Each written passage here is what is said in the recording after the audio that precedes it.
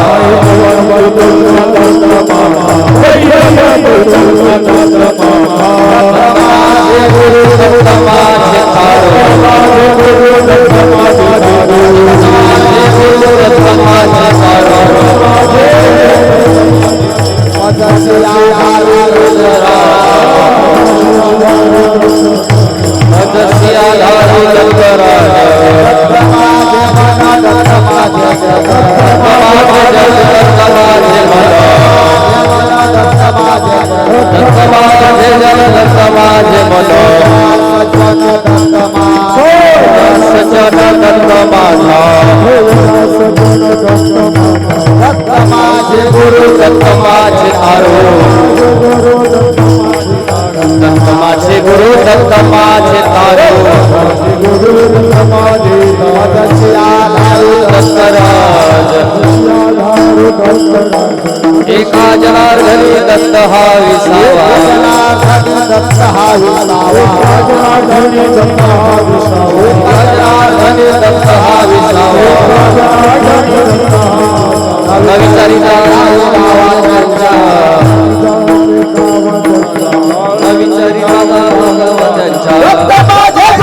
भगवंतांच्या टाळी वाजवा रखुमाय रखुमाय रखुमाय रखुमाय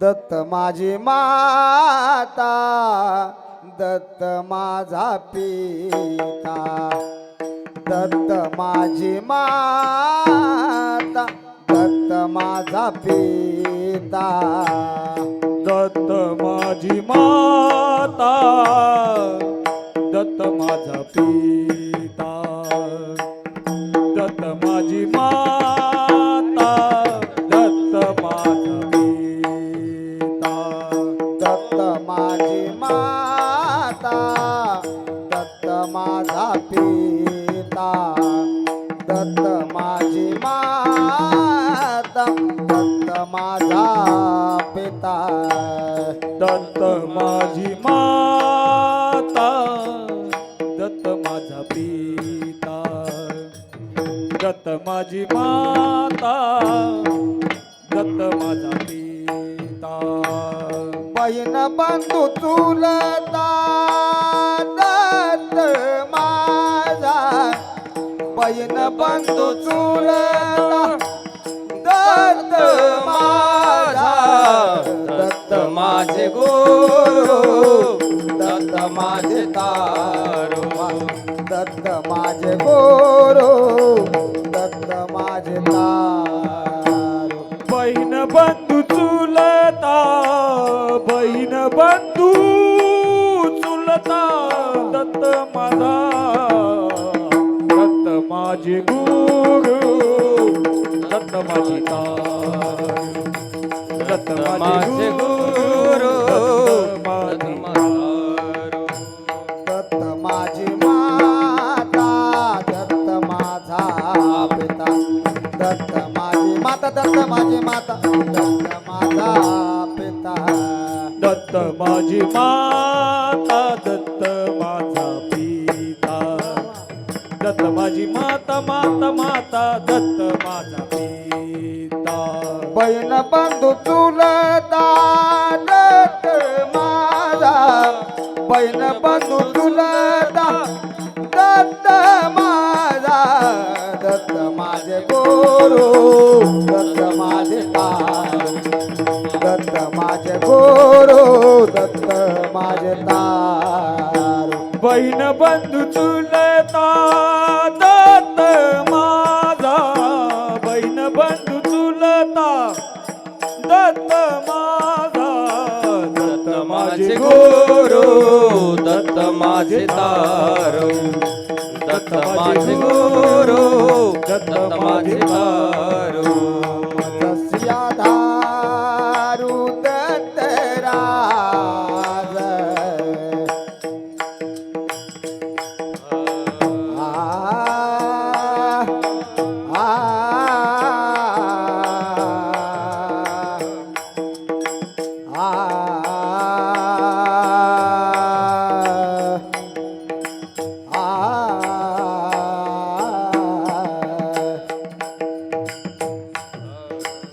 जसिया धारू आधारू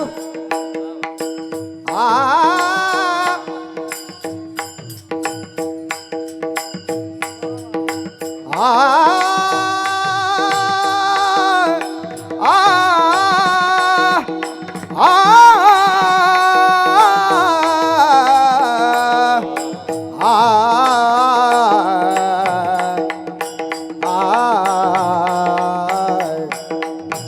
मजसी आधार दत्तराज मजसी आधार मजसी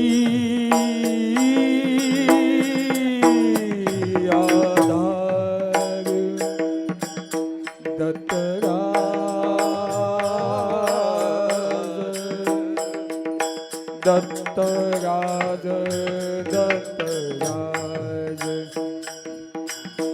मजसी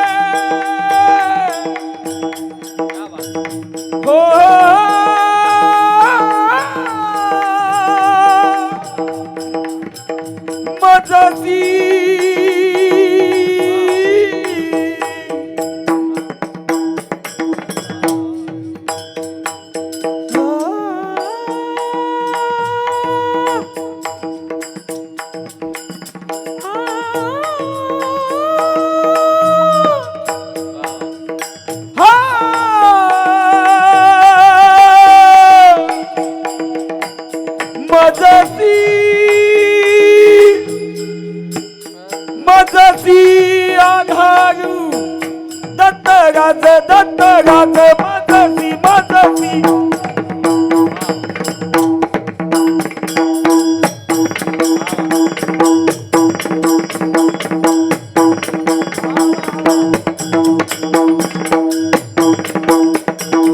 वाह क्या बात है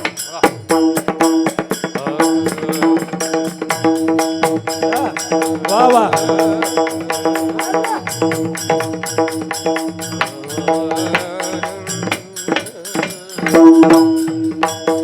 मजसी आधार दत्तराज दत्तराज मजसी आधार दत्तराज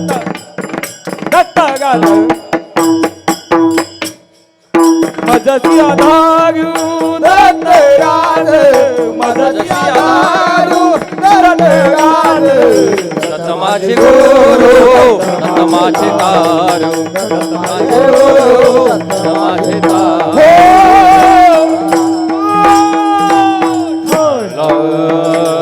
विठ्ठल विठ्ठल विठ्ठल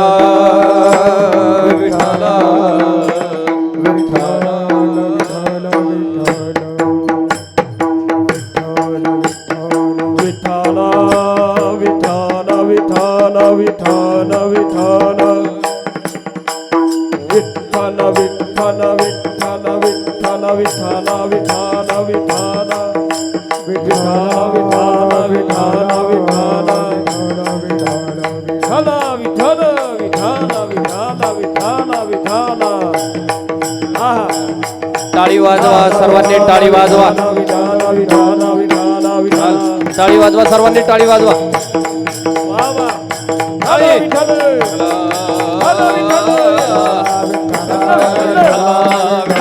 टाळी टाळी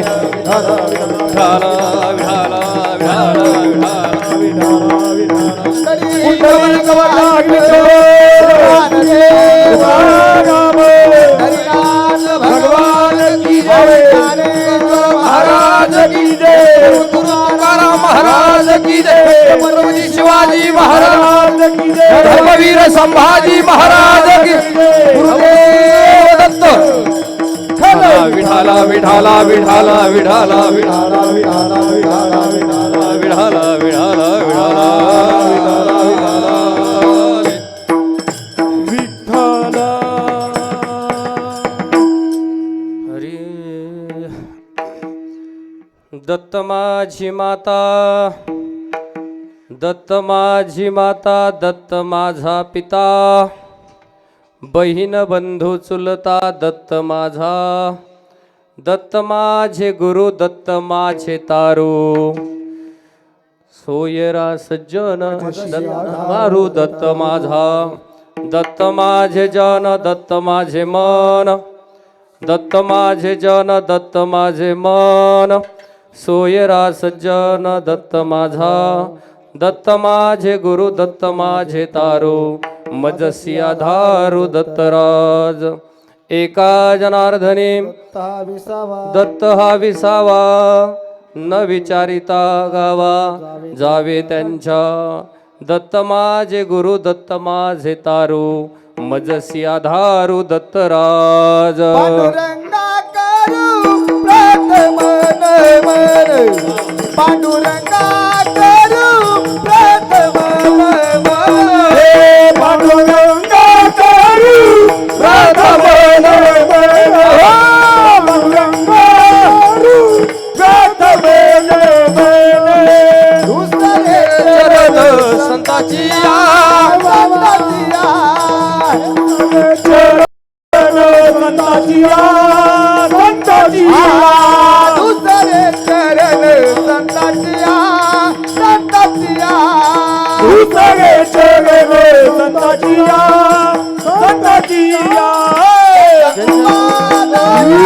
कथेचा विस्तार, त्यांच्या कृपादाने कथेचा विस्तार, त्यांच्या कृपादाने कथेचा विस्तार, त्यांच्या कृपादाने कथेचा विस्तार. पांडुरंग करू प्रथम नमन, दुसरे चरण संताचिया, त्यांच्या कृपादाने कथेचा विस्तार, बाबाजी सद्गुरुदास तुका. पांडुरंग करू प्रथम नमन, दुसरे चरण संताचिया, त्यांच्या कृपादाने कथेचा विस्तार, बाबाजी सद्गुरुदास तुका, दास तुका, दास तुका. पांडुरंगा करू प्रथम नमन, दुसरे चरण संताचिया, त्यांचे कृपादाने कथेचा विस्तारू, बाबाजी सद्गुरु दास तुका.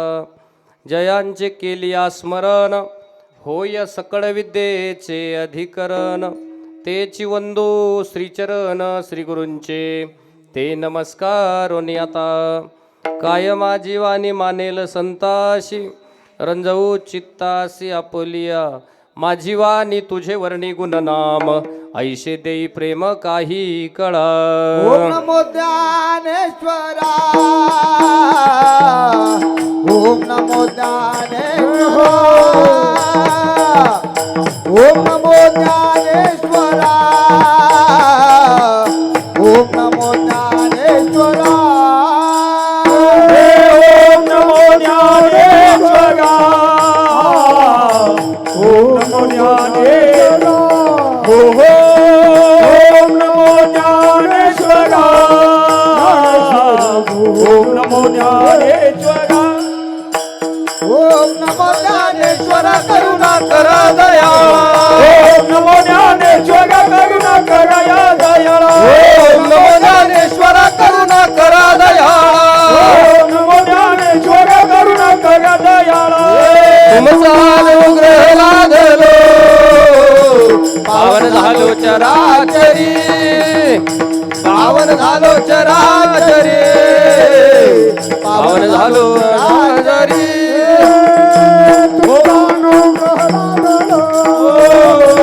पावन झालो जगाचरी, पावन झालो जगाचरी, पावन झालो जगाचरी. ओम नमो ज्ञानेश्वरा, करुणा करा दयाळा, तुमचा अनुग्रह लादला, पावन झालो चराचरी. ओम नमो ज्ञानेश्वरा, करुणा करा या दयाळा, तुमचा अनुग्रह लादला, पावन झालो जगाचरी.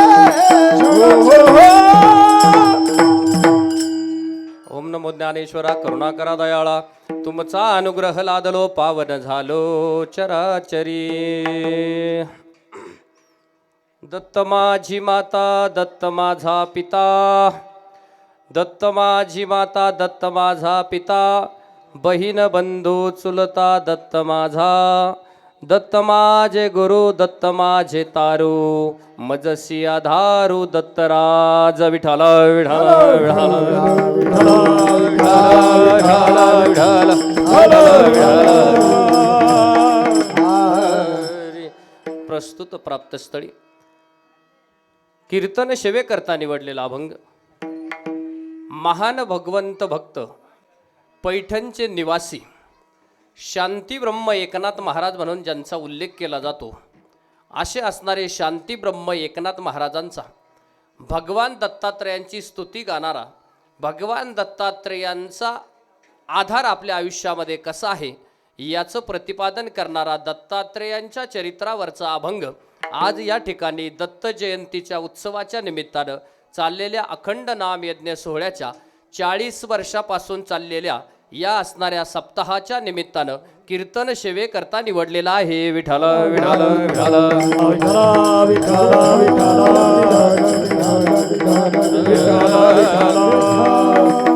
अभंग एकनाथ महाराजांचा आहे. एकनाथ महाराज म्हणजे शांती ब्रह्म.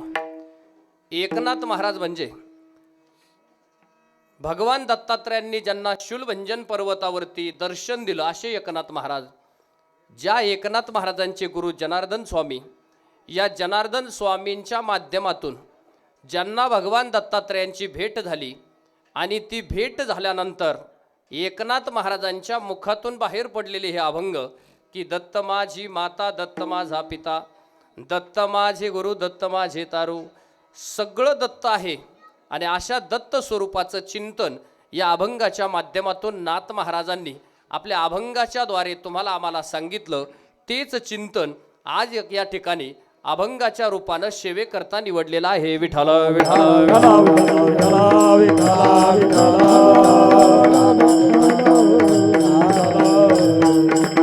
चाललेला अखंड नामयज्ञ सोहळा या दत्तमळ्यामध्ये गेल्या 40 वर्षापासून त्या ठिकाणी संपन्न होतो आहे. 40 वर्षापासून या ठिकाणी भगवान दत्तात्रेयांचा निवास आहे. कारण या ठिकाणी तुमच्या समोर पूर्व दिशेला उंबराचं झाड आहे आणि ज्या ठिकाणी उंबराचं झाड आहे तिथे दिवसातून एकदा भगवान दत्तात्रेयांची फेरी होते. म्हणून भगवान दत्तात्रेय दिवसातून 24 तासातून एकदा का होईना या असणाऱ्या उंबर वृक्षाला भेट देतात. म्हणून असणारा हा नामयज्ञ सोहळा सुरू होण्याच्या पूर्वी या ठिकाणी हे उंबराचं झाड होतं. या झाडाचं वैशिष्ट्य असं आहे, म्हणजे मी अनेक उंबराची झाडं पाहिली, पण तुमच्या उंबराचं झाड असं आहे की ज्याच्या सुरुवातीच्या मुख्य 3 फांद्या ह्या त्रिवेणी आहेत, त्याच्यानंतर प्रत्येक फांदी जी आहे ती 3 ठिकाणी फुटलेली आहे. असं असणारं एकमेव जे आहे ते उंबर वृक्ष भगवान दत्तात्रेयांच्या मंदिराच्या समोर आहे. हे या मळ्याचं वैशिष्ट्य आहे. विठाल विठाल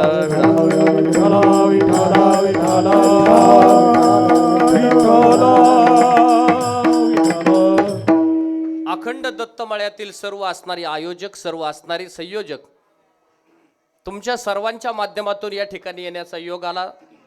विशेषतः नेहमीच ज्यांच्या माध्यमातून या ठिकाणी कार्यक्रमाला येण्याचा योग होतो असे असणारे पोपटराव काळे असतील, त्याचप्रमाणे सर्व असणारे आयोजक असतील, माझ्या समवेत आलेले या ठिकाणी सावळेराम ठाणगे असतील, हरिभक्तीपरायण शिवाजी महाराज खोमणे, त्याचप्रमाणे हरिभक्तीपरायण बाप्पू महाराज, हरिभक्तीपरायण मूर्ती महान, मूर्ती लहान पण कीर्ती महान असे असणारे मृदुंगाचार्य कृष्णा महाराज, उत्तम अशा प्रकारचं मृदुंग, उत्तम प्रकारचं गायन महाराज मंडळी, गणेश महाराज असतील, आमचे हार्मोनियम वादक असतील, मेजर या ठिकाणी उपस्थित आहेत, सर्व असणारे टाळकरी मंडळी असतील, कीर्तनाचं सौजन्य देणारे रावसाहेबजी महादेव काळे असतील, उपस्थित सर्व असणारे मान्यवर, सर्व असणारे वारकरी संप्रदाय जपणारे आणि सर्व असणाऱ्या भाविकांच्या उपस्थितीमध्ये चाललेला हा अखंड नाम सोहळा गेल्या 40 वर्षापासून त्या ठिकाणी संपन्न होतो आहे. उत्तम अशा प्रकारची साऊंड सिस्टीम ज्यांची आहे असे असणारे माऊली त्यांचंही उत्तम प्रकारचं या ठिकाणी साऊंड सिस्टीम आहे. त्याचप्रमाणे हा चाललेला कार्यक्रम फक्त महाराष्ट्रभर नाही तर जगभरामध्ये ज्यांच्या माध्यमातून त्या ठिकाणी पोहोचला जातोय असे असणारे माऊली चॅनलचे संस्थापक आमचे विद्यार्थी ऋषिकेश रावडे यांच्या माध्यमातून हा कार्यक्रम संपूर्ण जगभर पोहोचतोय हे खऱ्या अर्थानं विशेष आहे. म्हणून त्यांना खऱ्या अर्थानं मनपूर्वक धन्यवाद देतो की आता हे फक्त गावापुरतं कार्यक्रम मर्यादित राहिला नाही. ज्या ज्या माणसांना या जगामध्ये मराठी भाषा कळते या संपूर्ण विश्वामध्ये त्या प्रत्येक माणसाला दत्तमळ्यातला हा कार्यक्रम ऐकता येईल आणि हा 2025चा 40व्या वर्षाचा हा सोहळा प्रत्येकाला त्या ठिकाणी पाहता येईल. त्याचं माध्यम म्हणजे माऊली चॅनल आहे. विठाला विठाला विठाला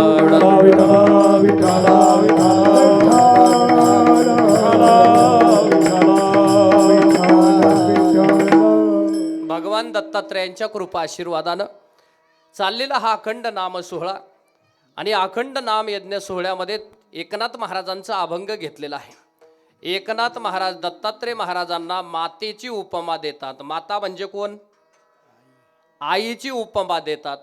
एकनाथ महाराज दत्त महाराजांना पित्याची उपमा देतात. पिता म्हणजे कोण? पिता म्हणजे आपल्या पाठीमागे आधार देणारा बाप. एकनाथ महाराज दत्त महाराजांना गुरुच्या रूपानं बसतात.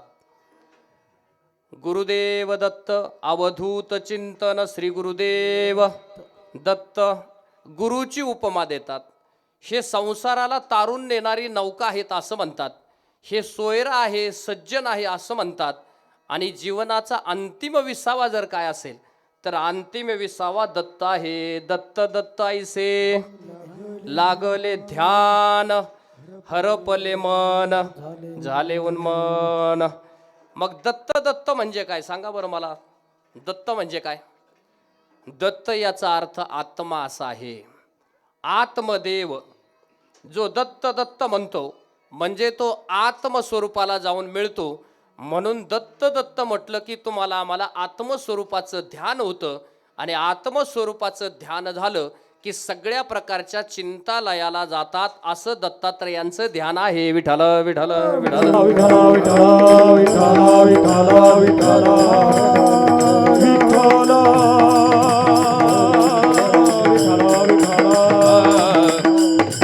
म्हणून दत्तात्रयांचं स्मरण करणं हे कलियुगामध्ये त्या ठिकाणी अत्यंत गरजेचं आहे. कारण दत्तात्रय हे गुरुच्या रूपानं पूजले जातात. ते योग्याच्या रूपानं पूजले जातात.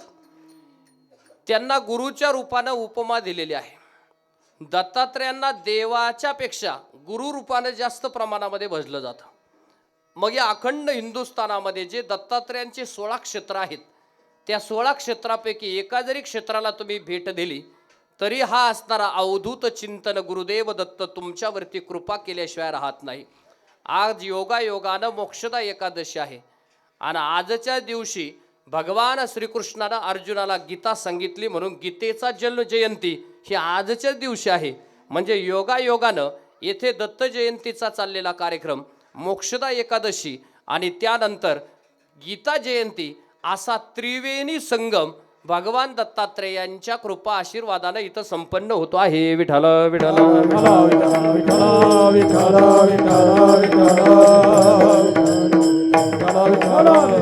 अभंग एकनाथ महाराजांचा आहे. एकनाथ महाराज म्हणजे शांतीब्रह्म एकनाथ महाराज.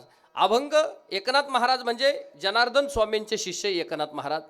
हे एकनाथ महाराज दत्तगुरूंना त्या ठिकाणी बसतात. दत्तगुरूंची तपश्चर्या करतात. दत्तगुरूंची पूजा करतात. दत्तगुरूंचं भजन त्या ठिकाणी करतात. तसं या दत्तमळ्यामध्ये सुद्धा भगवान दत्तात्रय त्या ठिकाणी येऊन विराजमान झाले आणि तुमच्या सगळ्यांना त्या ठिकाणी अध्यात्म मार्गावरती त्या ठिकाणी चालण्यासाठी अध्यात्माच्या दिशेनं वाटचाल करण्यासाठी गेल्या 40 वर्षापासून हा सोहळा त्या ठिकाणी चालू आहे.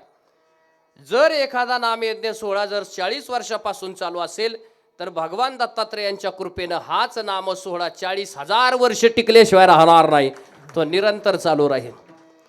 त्याच्या कृपेनं त्या ठिकाणी कुठल्याच प्रकारची चिंता नाही. जिथे दत्ताचा निवास असतो तिथे ती चिंता निघून जाते.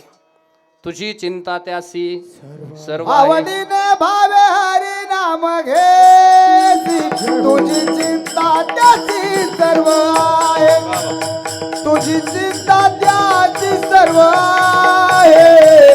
तुझी चिंता त्याची सर्व आहे.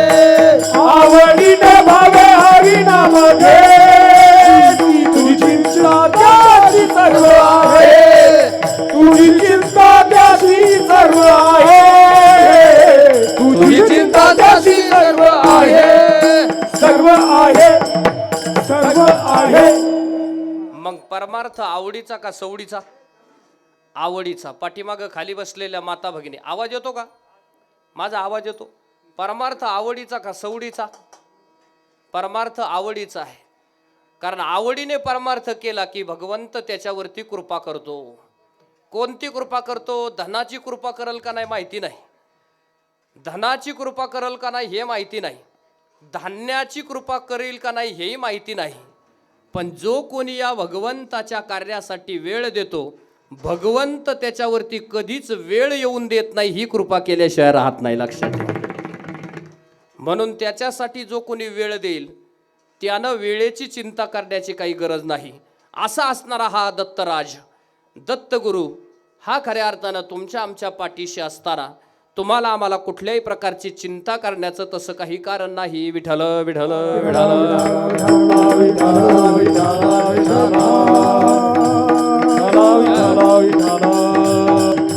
मग दत्तगुरूंचा जर एवढा महिमा आहे, दत्तगुरू जर एवढे परोपकारी आहेत, दत्तगुरू एवढे आपल्यावरती उपकार करतात, तर मग 365 दिवस या मंदिरामध्ये दररोज दर्शनाला येणारे हात वर करा बरे एकदा. 365 दिवस म्हणजे किती वर्ष? 10 वर्ष. 365 दिवस म्हणजे किती वर्ष? 1 वर्ष. सलग 1 वर्ष या मंदिरामध्ये येऊन किंवा सलग 1 वर्ष या उंबर वृक्षाचं दर्शन घेणारी लोक हातवर करा. आता 1 वर्ष तुम्ही त्या ठिकाणी येऊ शकत नाही कारण तुम्ही सगळेजण या मंदिरापासून लांब राहता, दूर राहता. पण आज सप्ताहाचा कितवा दिवस आहे? 5वा दिवस आहे. मागच्या 4 दिवसामध्ये या मंदिरामध्ये येऊन किंवा या उंबराच्या वृक्षाच्या पाया पडणारी लोक हातवर करा बरं. बाबा बाबा बघा किती हातवर झालेत आता. याचा अर्थ काही काही महिला इथं येऊन देवाच्या पाया पडत, काही काही लोक इथं येऊन देवाच्या पाया पडत नाहीत. मग हे चाललंय कशासाठी? त्याचं एकमेव कारण सांगतो. पहिलं आल्यानंतर उद्यापासून तुम्ही एक काम करा गाड्यांनो. काय काम करा? पहिलं आल्यानंतर एकतर उंबर वृक्षाचं पहिलं दर्शन घ्या आणि दुसरं दर्शन भगवान दत्तात्रेयांचं घ्या. विठ्ठल विठ्ठल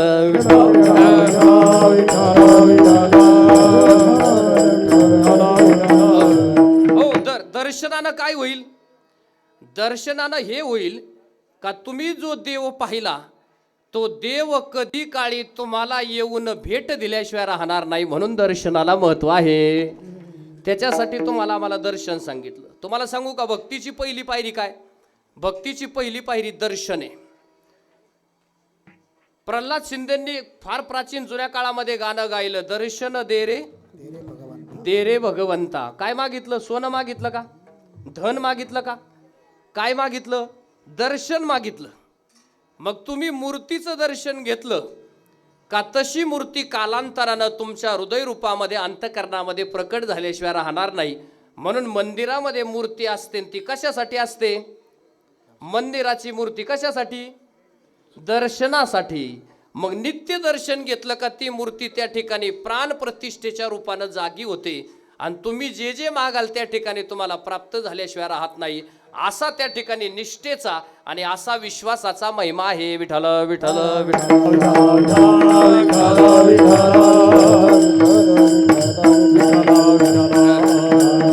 हो. मग आता उद्यापासून तुमच्या डोक्यामध्ये एक पक्क झालं की आल्या आल्या पहिलं काय करायचं? काय करायचं? आल्या आल्या पहिलं जर काय घ्यायचं तर दर्शन घ्यायचं. ते दर्शन घेतलं की मग त्या ठिकाणी तुम्ही कीर्तनामध्ये बसलं पाहिजे. कीर्तनाचा टायमिंग 7:30 ते 9:30 आहे. मग तुम्ही साधारणतः किती वाजेपर्यंत आलं पाहिजे? 9:15. किती वाजेपर्यंत आलं पाहिजे? कीर्तनाचा वेळ आहे 7:30 ते 9:30. याचा अर्थ तुम्ही 7:30ला 5 मिनिट कमी असताना जरी आले तरी काय हरकत? पहिली 5 मिनिटं दर्शनाला, हे 7:30, हे 2 तास आणि 5 मिनिटं तुम्हाला वेळ द्यायचा आहे.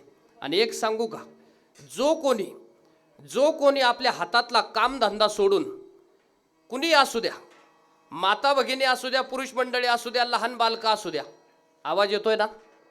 माता भगिनी असू द्या, पुरुष मंडळी असू द्या, लहान बालका असू द्या, जो कोणी आपल्या आयुष्याचा 2 तास 5 मिनिटाचा वेळ या भगवंताच्या कार्यासाठी देईल, दत्तगुरूंच्या कृपेनं त्याची ओंजळ कधीच रिकामी जाणार नाही. हा दरबाराचा महिमा आहे. दत्तगुरूंच्या अधिष्ठानानं या मळ्याला कुठल्याच प्रकारची अडचण नाही. 40 वर्षापूर्वी अवघ्या 5 रुपयावरती चालू झालेला हा नामसोहळा आहे. पण भगवंताची साथ आहे आणि त्या साथीनं त्या ठिकाणी एवढ्या वर्ष निरंतर चालू आहे. शी खऱ्या अर्थानं त्या परमात्म्याची कृपा आहे. म्हणून त्या परमात्म्यासाठी खऱ्या अर्थानं आपण 2 तासाचा का होईना पण वेळ दिला तरी निश्चित प्रमाणे तो परमात्मा तुमच्यावरती कृपा करेल. मग कीर्तनामध्ये आनंदी बसायचं. कीर्तनामध्ये आनंदी बसायचं. कीर्तनामध्ये जेवढी लोक उभी आहे त्यांना थंडी वाजत नाही आणि उरलेले हे 2 जण यांना थंडी वाजू शकत नाही. त्याचं कारण हे काहीतरी हरिभजनाच्या कामामध्ये गुंतलेले आहेत म्हणून त्यांना थंडीचा स्पर्श होऊ शकत नाही. अरे फक्त 2 तास उभं राहण्यानं जर थंडी जात असेल तर आयुष्यभर परमार्थाच्या कार्यामध्ये गेलं तर जीवनातली सगळी दुःख गेल्याशिवाय राहणार नाही. असा खऱ्या अर्थानं हा महिमा आहे. मग कीर्तनामध्ये फ्रेश बसायचं, चिंता करायची नाही, एकदम टवटवीत बसायचं. देवाला सुकलेली फुलं आवडतात का? टवटवीत फुलं आवडतात. सुकलेली फुलं देवाला चालतात का? सुकलेली फुलं जर देवाला चालत नाही तर सुकलेली माणसं देवाला आवडतील का? मग कीर्तनामध्ये कसं बसलं पाहिजे? टवटवीत बसलं पाहिजे. आनंदाचे डोही आनंद तरंग. कीर्तन हा आनंदाचाच विषय आहे. कीर्तन हा आनंदाचा विषय. कीर्तन दुःखाचा विषय का? संतांनी कीर्तनाची परंपरा उभी केली दुःखासाठी का आनंदासाठी? आनंदासाठी. कोणता आनंद मिळाला पाहिजे? महाराज म्हणले भौतिक सुखाचा आनंद नाही मिळाला पाहिजे. ब्रह्मानंद वल्ली प्रकट केली. ब्रह्मानंदाचा आनंद प्राप्त झाला पाहिजे. तो आनंद एकदा प्राप्त झाला की उद्या मृदुंग वाजलं तरी त्या ठिकाणी तुम्ही आपोआप त्या ठिकाणी पळत आल्याशिवाय राहणार नाही. त्याचं नाव ब्रह्मानंद आहे. विठ्ठल विठ्ठल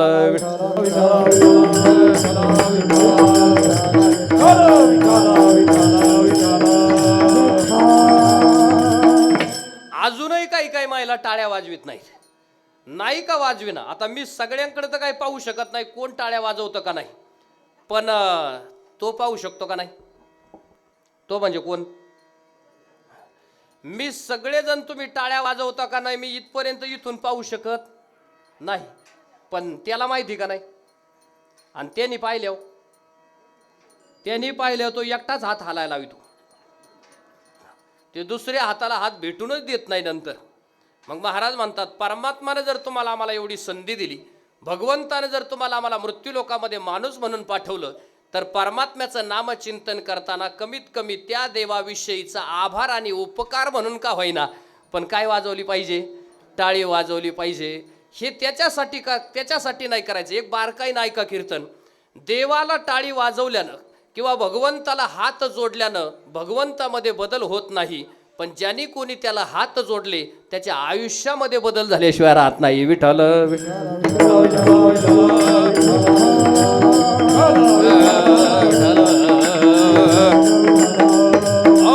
आणि परमात्मानं आपल्याला काही कमी दिलं नाही, काही चिंता करायची नाही. काय इंद्रिय हात पाय कान मुख बोलाया वचन तेरे तू जोडसी नारायण नाचे जीव पण भवर इंद्रिय हात पाय कान डोळे मुख बोलाया वचन तू जोडसी नारायण नाचे जीव पण भवर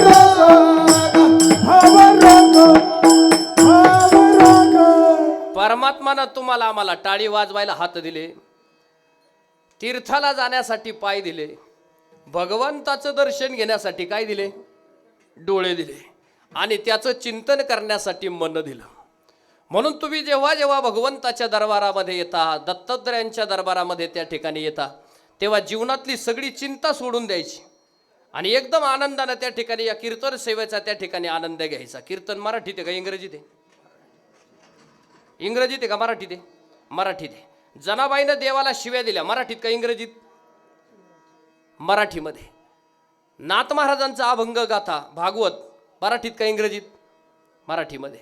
माऊलींची ज्ञानेश्वरी मराठीत का इंग्रजीत? मराठीमध्ये. हरिपाठ इंग्रजीमध्ये का मराठीत? मराठीमध्ये. सगळ्या देवांच्या जेवढ्या आरत्या आहेत मराठीत का इंग्रजीमध्ये? मराठीमध्ये. याचा अर्थ मराठी भाषा कळायला सोपी का अवघड आहे? सोपी आहे. माझ्या मराठीची बोलू कौतुके दत्तात्रेयांची आरती मराठीत का इंग्रजीमध्ये? मराठीमध्ये.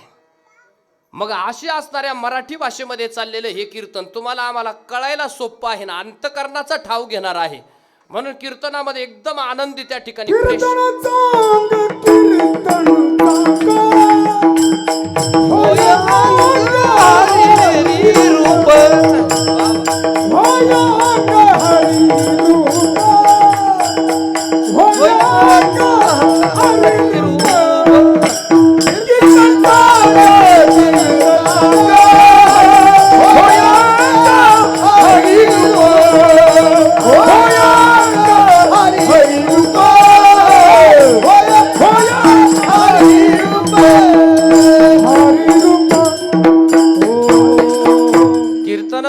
कीर्तन चांग होय अंग हरिरूप.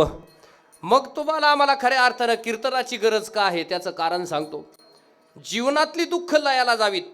जीवनामध्ये जे काही दुःख आहे, जे काही दोष आहे ते सगळं लयाला जावं, त्याच्यासाठी कीर्तनाची गरज आहे. मग आपल्या जीवनामध्ये कुठल्या प्रकारचे दोष? महाराज म्हटले षडरिपूंचे दोष आहेत. हे षडरिपू बाजूला केले तर मात्र तुम्हाला आम्हाला खऱ्या अर्थानं जीवनामध्ये आनंदाची प्राप्ती होईल. मग आनंदाची प्राप्ती करायची असेल तर षडरिपू बाजूला केलं पाहिजे, नाही तर मग तीर्थाला गेलं पाहिजे. मग गिरनार पर्वतावरती गेलेले, हातवर करा बरं एकदा. गिरनार गेलेले, नरसोबाच्या वाडीला गेलेले, अक्कलकोटला गेलेले, श्री क्षेत्र गाणगापूर या ठिकाणी गेलेले, हातवर करा बरं. काही काही लोक हातच वर करे नाव.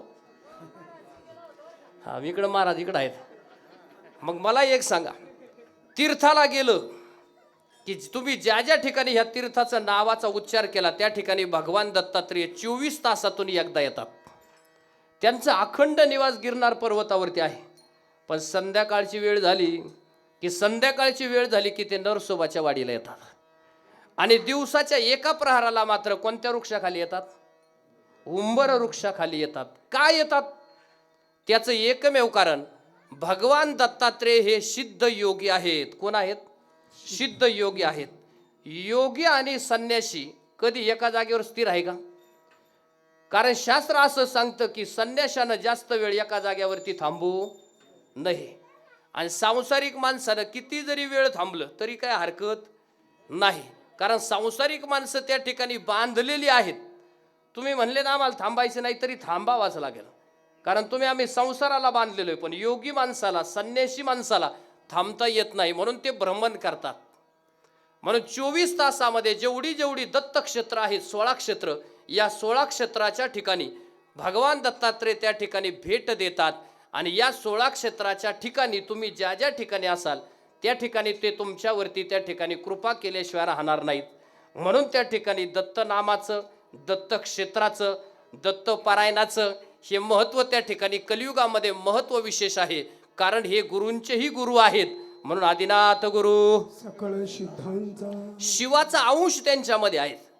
शिवाचा अंश भगवान दत्तात्रेयांच्यामध्ये आहे. ब्रह्माचा अंश आहे, विष्णूचा अंश आहे आणि भगवान शिवशंकराचा अंश आहे. या तिघांच्या अंशातून निर्माण होणारं दैवत म्हणजे भगवान दत्तात्रेय आहे.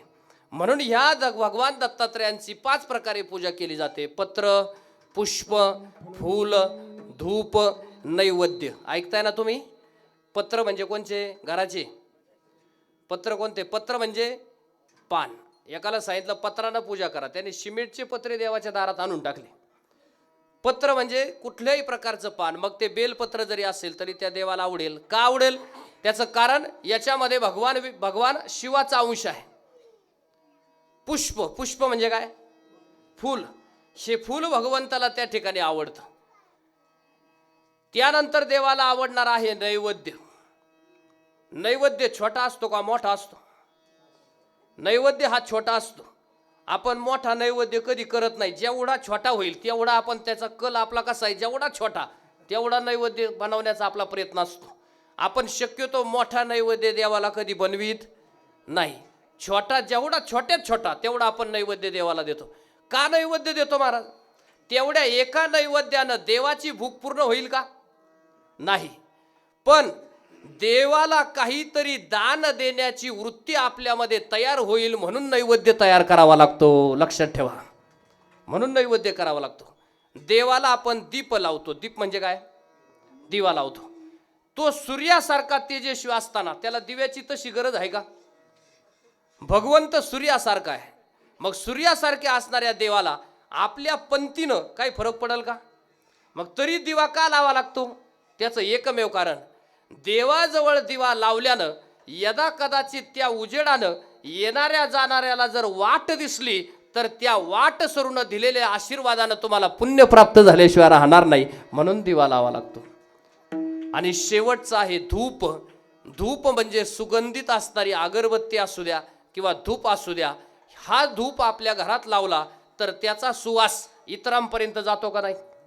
अगरबत्ती आपल्या घरात लावली तरी जाणारा रस्त्यानं माणूस म्हणतो काय सुगंधित अगरबत्ती लावली. याचा अर्थ आपण अगरबत्तीसारखं असं काम करा की आपल्या आयुष्याचा सुगंध त्याच्यासारखा दरवळला पाहिजे, म्हणून त्याच्यासाठी हे सगळ्या गोष्टी करायच्या. 5 प्रकारची पूजा करायची, लक्षात ठेवा. पत्र, पुष्प, फूल, धूप आणि नैवेद्य. आणि महाराज म्हटले काहीच जर नाही जमलं तर ठाईचं बैसोनी आवडी अनंत. काही जर नाही जमलं तर म्हटलं इथली सेवा करा. मग ह्या मार्गामध्ये सेवेला फार महत्व आहे. दत्तगुरूंच्या मार्गाला सेवेला फार महत्व आहे. अनेक प्रकारचे संप्रदाय महाराष्ट्रामध्ये, वारकरी संप्रदाय, महानुभाव संप्रदाय, दत्त संप्रदाय, शैव संप्रदाय, सगळ्या प्रकारचे संप्रदाय. पण दत्त संप्रदायामध्ये दत्ताची जर पूजा करायची असेल तर ती सेवेच्या रूपानं केली जाते. मग तुम्ही इथं कीर्तना मंडपामध्ये उद्या सकाळी येऊन हा मंडप झाडला, इथला सगळा असणारा परिसर झाडून स्वच्छ केला तर त्या सेवेचं पुण्य 33 कोटी देवांच्या पाया पडण्या इतकं आहे.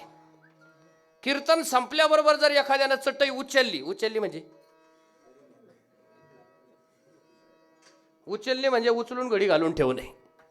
कीर्तन संपल्याबरोबर एखाद्यानं चटई उचलली तरी ती सेवा देवांच्या अनंत दर्शनापेक्षाही त्या ठिकाणी मोठी आहे. म्हणून दत्त संप्रदायाला किंवा दत्ताची सेवा ही सेवाच्या रूपानं परमात्मा त्या ठिकाणी घेतो. आणि दत्तात्रयांना देव म्हणून पूजलं जात नाही तर दत्तात्रयांना गुरु म्हणून पूजलं जातं. असा दत्तात्रयांचा महिमा आहे. विठ्ठल विठ्ठल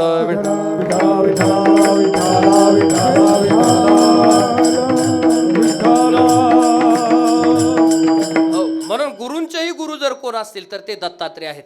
दत्तात्रयांच्या बरोबर 4 प्रकारचे श्वान आहेत. हे श्वान म्हणजे 4 प्रकारचे वेद आहेत. ऐकताय ना तुम्ही? 4 प्रकारचे वेद. पहिला वेद ऋग्वेद, दुसरा वेद अथर्ववेद, तिसरा वेद यजुर्वेद आणि शेवटचा वेद सामवेद. दत्तात्रयांच्या बरोबर हे जे 4 श्वान आहेत त्याला कशा प्रकारची उपमा आहे? 4 वेदांची उपमा भगवान दत्तात्रयान.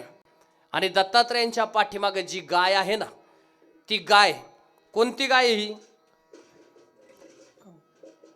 ही गाय पृथ्वी मातेच्या रूपानं पूजली जाते. ही गाय पृथ्वी मातेच्या रूपानं पूजली जाते. म्हणून दत्तात्रयांच्या गायीचं दर्शन घेतलं तरी पुण्य आहे. दत्तात्रयांच्या श्वानाचं जरी त्या ठिकाणी दुरून दर्शन घेतलं तरी पुण्य आहे. दत्तात्रयांचं मुख्य दर्शन घेतलं तरी त्या ठिकाणी पुण्य आहे. मग मानवी जन्माला पुण्याची गरज आहे. म्हणून दत्तात्रयांचं चिंतन केलं जातं. कारण नाथ संप्रदायामध्ये दत्ता स्वरूपाला त्या ठिकाणी आधी भजलं जातं. आणि दत्तात्रयांचे कलियुगातले अखेरचे जर अवतार कोण असतील तर भिवू नकोस मी तुझ्या पाठीशी आहे असं म्हणणारे श्री स्वामी समर्थ महाराज आहे. विठ्ठल विठ्ठल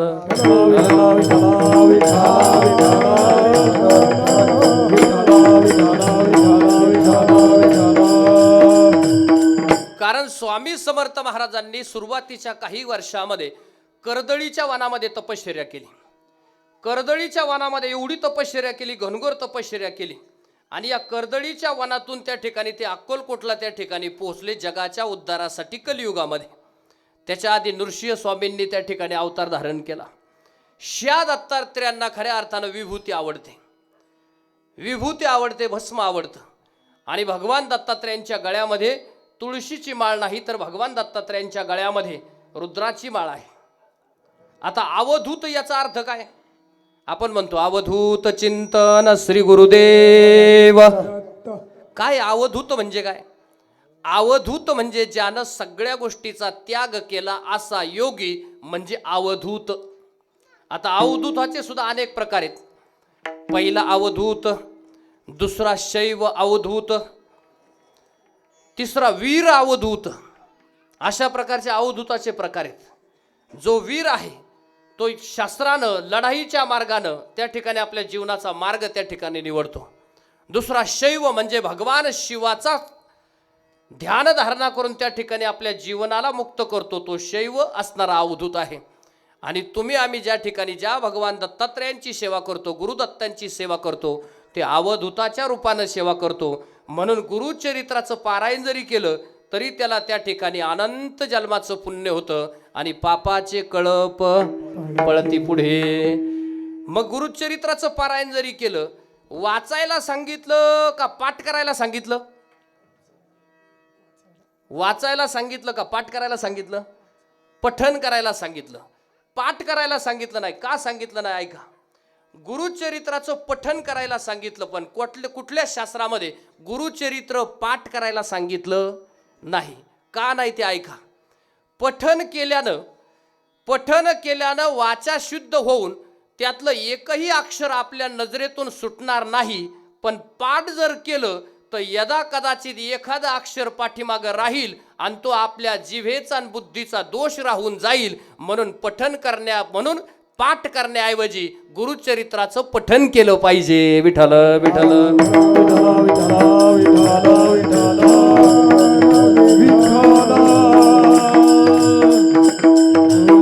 गुरुचरित्र तुम्हाला आम्हाला त्या ठिकाणी ज्ञान देणार आहे. मग ज्ञान कोणतं देणार आहे? महाराज म्हटले आत्मबोध देणार आहे. आत्मबोध दिला की माणसाच्या जीवनातली सगळी दुःख लयाला जातात, दोष लयाला जातात. आणि दोष लयाला घालवण्यासाठी आपल्यावरती कृपा त्या दत्तगुरूंची आहे. जसं एखाद्या बालकाला त्याची आई लहानपणापासून सांभाळते आणि तशा प्रकारे त्याला संस्कार देते, तसं अभंगाच्या पहिल्या चरणामध्ये गुरुराज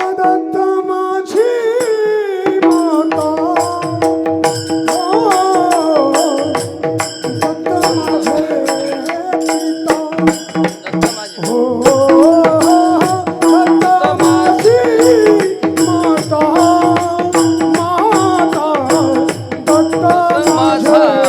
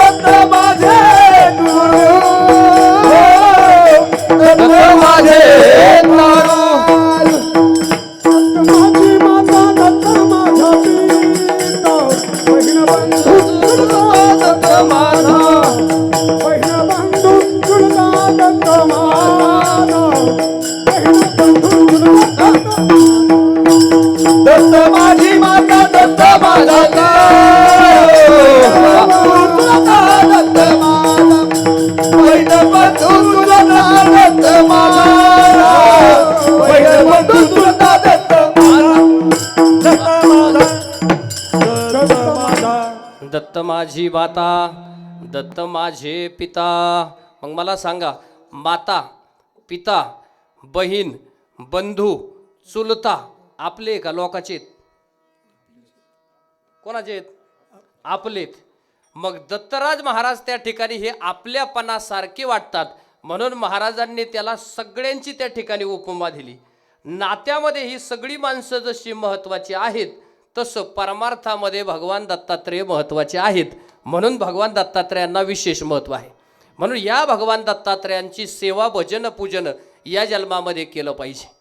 नाही तरी जन्म गेला वाया. घरातून बाहेर पडताना आईवडिलाचं दर्शन घ्या. ते जर नाही घेता आला तर गावातल्या ग्रामदैवताचं घ्या. ते नाही जमलं तर दत्तराजांचं घ्या. वर्षातून एकदा आपल्या कुलदैवताला जा. ते जर नाही जमलं तर आयुष्यामध्ये एकदा संतांची भेट घ्या. आणि एक सांगू का, 3.5 हाताच्या देहाची राख होण्याच्या आधी भगवंताचं दर्शन घ्या. नाही तरी जन्म गेला वाया. याचा देही घडे देवाचे भजन, याचा देही घडे देवाचे भजन, याचा देही घडे देवाचे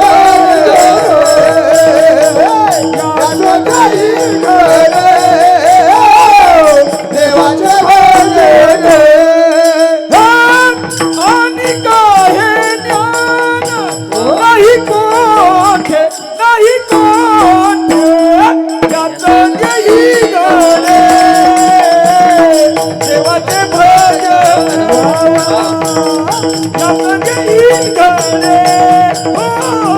देवाचे भजन, याचं देही घडे हो देवाचे भजन. आणि नाही कोठे, नाही कोठे, याचं देही घडे देवाचे भजन, याचं देही घडे देवाचे भजन. याच देही घडे देवाचे भजन, आणि हे ज्ञान नाही कोठे. महाराज म्हटले या जन्मामध्ये घडणार आहे, पुढच्या जन्मामध्ये घडेल याची कोणी पाहिले? शेवटचा जन्म म्हणजे मनुष्य जन्म आहे. पुन्हा म्हणले ना, पुढच्या जन्मामध्ये टाळी वाजवायची देवानं संधी द्यावी, तस भगवंत संधी देणार नाही. पुन्हा म्हटले ना, पुढच्या जन्मामध्ये भगवान दत्तात्रेयांची आरती करायला भगवंत वेळ देईल, तर तो वेळ मिळणार नाही, कारण हे शेवटचं युग आहे. तसे 28 युग झाले. युगे 28. आपल्याला माहिती किती आहेत? 4 आहेत. झाले किती? 28. 28 युग होऊन गेले, पण या जगाला फक्त 4च युग माहिती आहेत. पहिलं युग म्हणजे सत्ययुग, दुसरं म्हणजे त्रेतायुग, तिसरं म्हणजे द्वापार युग, आणि चाललं हे मोबाईलचं कलियुग, हे चौथं आहे. आणि आता याच्यानंतर पुन्हा फोन येणार, हे अंतिम आहे. हे अंतिम युग एकदा संपलं आणि एकदा त्या ठिकाणी झालं की मग पुन्हा नाही. मग महाराज म्हटले ह्या शेवटचा जन्म आहे. मग ह्या शेवटच्या शेवटची पाळी एक मनुष्य जन्म, शेवटची पाळी एक मनुष्य जन्म, चुकलियावर मग फेरा पड, चुकलियावर मग फेरा पड.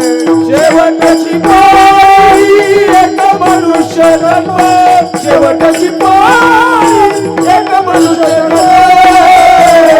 चुकलियावर मग फेरा पड, चुकलियावर मग फेरा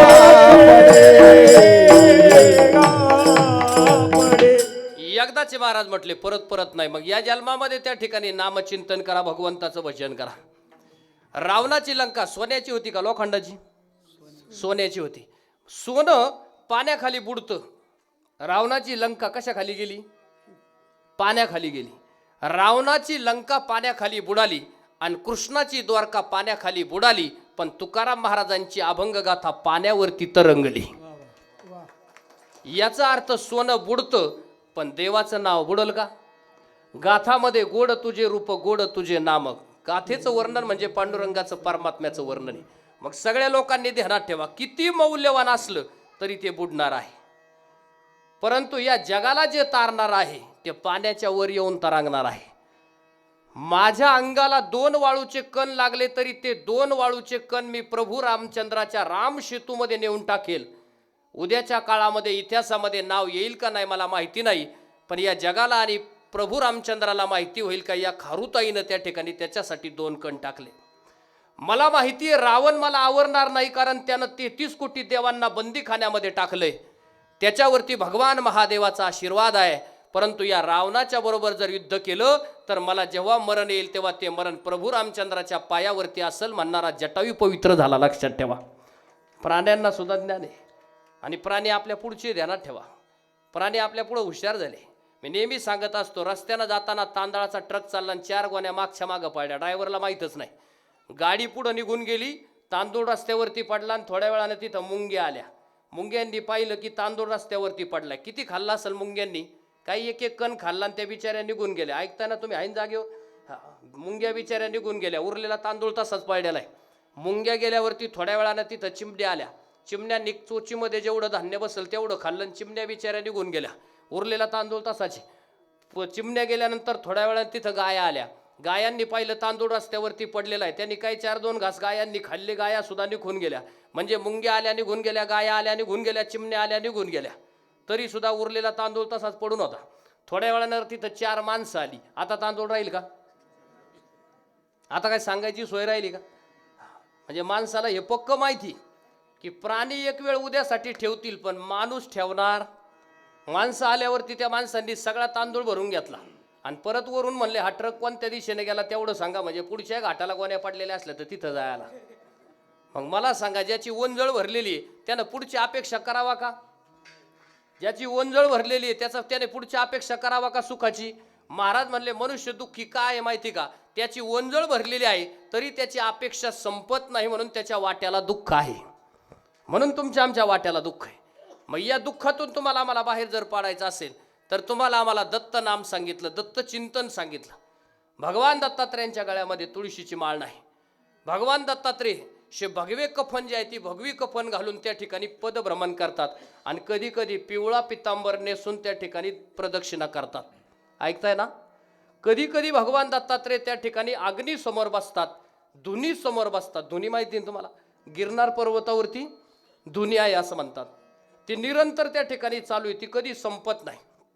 धुनी म्हणजे अग्नी आहे आणि या अग्नीमध्ये एकदा एखादी वस्तू टाकली तर त्यातून ती टिकण्याची किंवा जिवंत राहण्याची शक्यता आहे का? मग महाराज म्हटले आपले दोष या असणाऱ्या दत्त नामाच्या अग्नीवरती जाळून टाकले तर तुम्हाला आम्हाला त्या गुरुच्या दर्शनाचा लाभ झाल्याशिवाय राहणार नाही. मग तो दोष कोणता असेल तर महाराज म्हटले की आपण आपल्या जीवनामधले ज्या काही जीवनातल्या चिंता असतील, जे काही दुःख असेल ते त्याच्या नावी टाकून दिलं पाहिजे. त्याच्या खात्यावर टाकलं की त्याच्या बदल्यामध्ये तुम्हाला आम्हाला जे व्याज येईल ते व्याज म्हणजे आत्मज्ञान असेल. लक्षात ठेवा. आणि ते करण्यासाठी परमात्मानं तुम्हाला आम्हाला मृत्यू लोकामध्ये पाठवलेला आहे आणि त्याच्यासाठी हा मार्ग सोपा केला. तुका म्हणे संती दावीला तारू कृपेचा सागरू पांडुरंग. मग महाराज म्हटले सोपा मार्ग आहे ना, त्या मार्गाने गेलं पाहिजे. तो मार्ग सोपा आहे. ते नाम सोपे आहे रे गोविंद वाचेशी सुलभ. ते नाम चिंतन तुम्ही आम्ही केलं पाहिजे.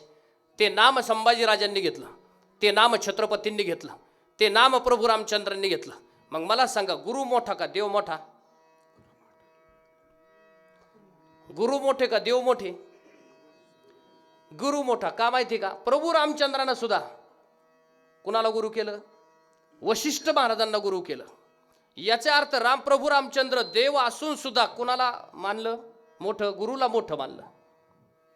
कृष्ण परमात्म्यानं संदीपान ऋषींना त्या ठिकाणी गुरु केलं आणि भगवान दत्तात्रेयांनी किती लोकांना गुरु केलं? 24 लोकांना गुरु केलं. त्याच्यामध्ये पहिले 5 पृथ्वी, जल, अग्नी, वायू, आकाश, कबूतर, आजगर, साप, हे सगळे जे आहे ते झाड, या सगळ्यांना त्या ठिकाणी गुरु केले. म्हणजे जे जे काही असेल चांगलं असेल त्याला आपलं गुरु मानलं पाहिजे. ही शिकवण भगवान दत्तात्रेयांची आहे. पंचमहाभूतांना गुरु केलं कारण पंचमहाभूत कधी जात नाही. पृथ्वी जात नाही, जल जात नाही, अग्नी जात नाही, वायू जात नाही ना आकाश कधी संपत आहे का? तुम्ही कुठेही गेले, कोणत्या गावाला गेले, कोणत्या देशात गेले, ही पृथ्वी सोडून जरी गेले ना वर पाहिलं का आहेच बुवा, ते संपत नाही. लहानपणी माती खाल्ली आणि आईनं कृष्णाला सांगितलं तोंड उघड तोंड उघडल्यावरती माती दिसली का? अनंत ब्रह्मांड ज्याचे उदरी, त्याच्या उदरामध्ये त्या ठिकाणी अनंत ब्रह्मांड पाहिली. मग सांगायचं तात्पर्य एवढंच आहे की आकाश संपत नाही, जल संपत नाही, पृथ्वी संपत नाही, आणि जे संपत नाही असं अविनाशी गुरु करण्याचं काम जर कोणी केलं तर दत्तात्रेयांनी केलं. ज्याचा विनाश होत नाही अशी गुरु दत्तात्रेयांनी केले.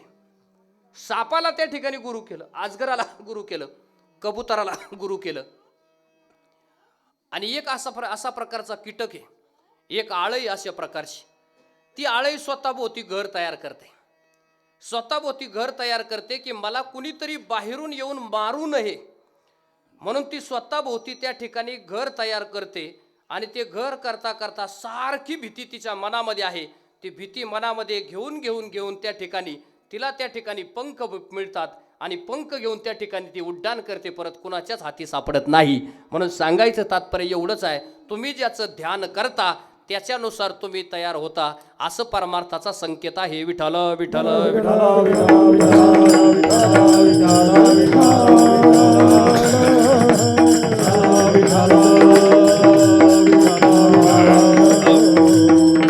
म्हणून त्या परमात्म्याचं भजन करावं, म्हणून त्या भगवंताचं चिंतन करावं.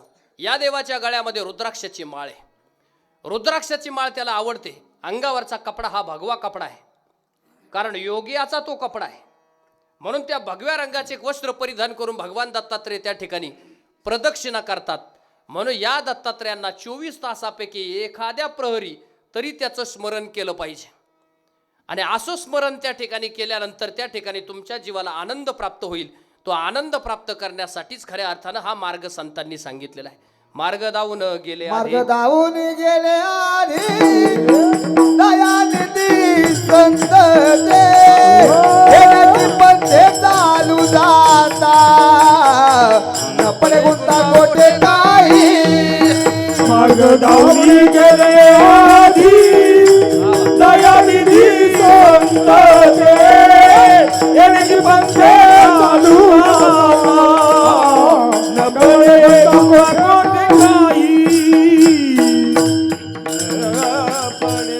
कोरोनाच्या काळामध्ये ज्यांचे दोन्ही डोस झाले ते पुढे बसले, ज्यांचा एकच झाला ते मागे बसले, आणि ज्यांचे झालेच नाही ते अजून आलेच नाहीत. आणि आता ते शक्यतो येणार नाही. आता वेळ तरी किती राहिला? अर्धा पाऊण तास राहिला असेल, अर्धा तास राहिला असेल बहुतेक. मग सांगायचं तात्पर्य एवढंच आहे, परमार्थासाठी तुम्हाला आम्हाला वेळ दिला पाहिजे आणि ती आवड निर्माण झाली पाहिजे. म्हणून शाळेतली पोरं पुढं बसली पाहिजे, त्याच्यानंतर त्यांचे मायपिता पाठीमागं बसले पाहिजेत, आणि त्याच्या पाठीमागं भूतकाळ बसला पाहिजे. आला तर आला आणि गेला तर गेला.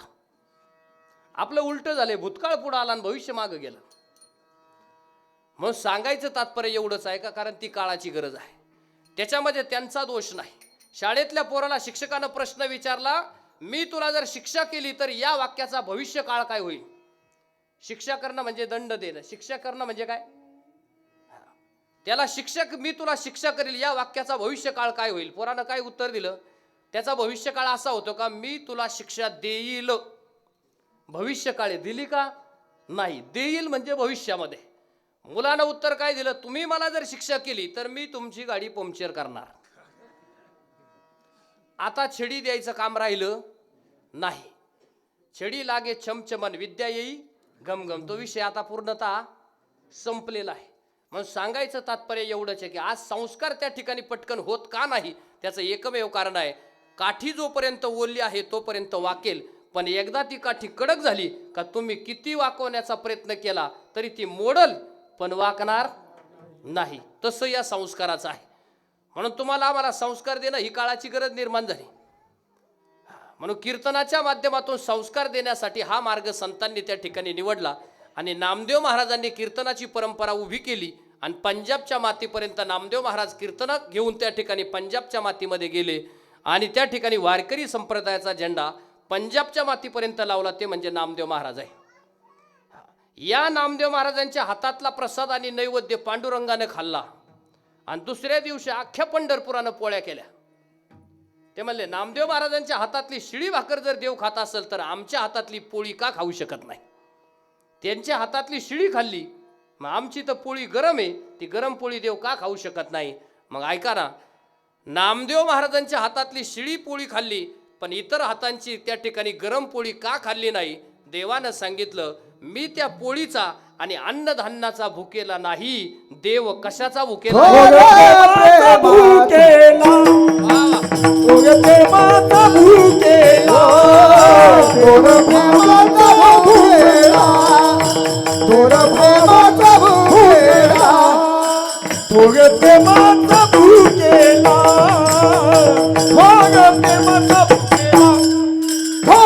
प्रेमाचा भुकेला प्रेमाचा भुकेला हे हत्ती दुष्काळात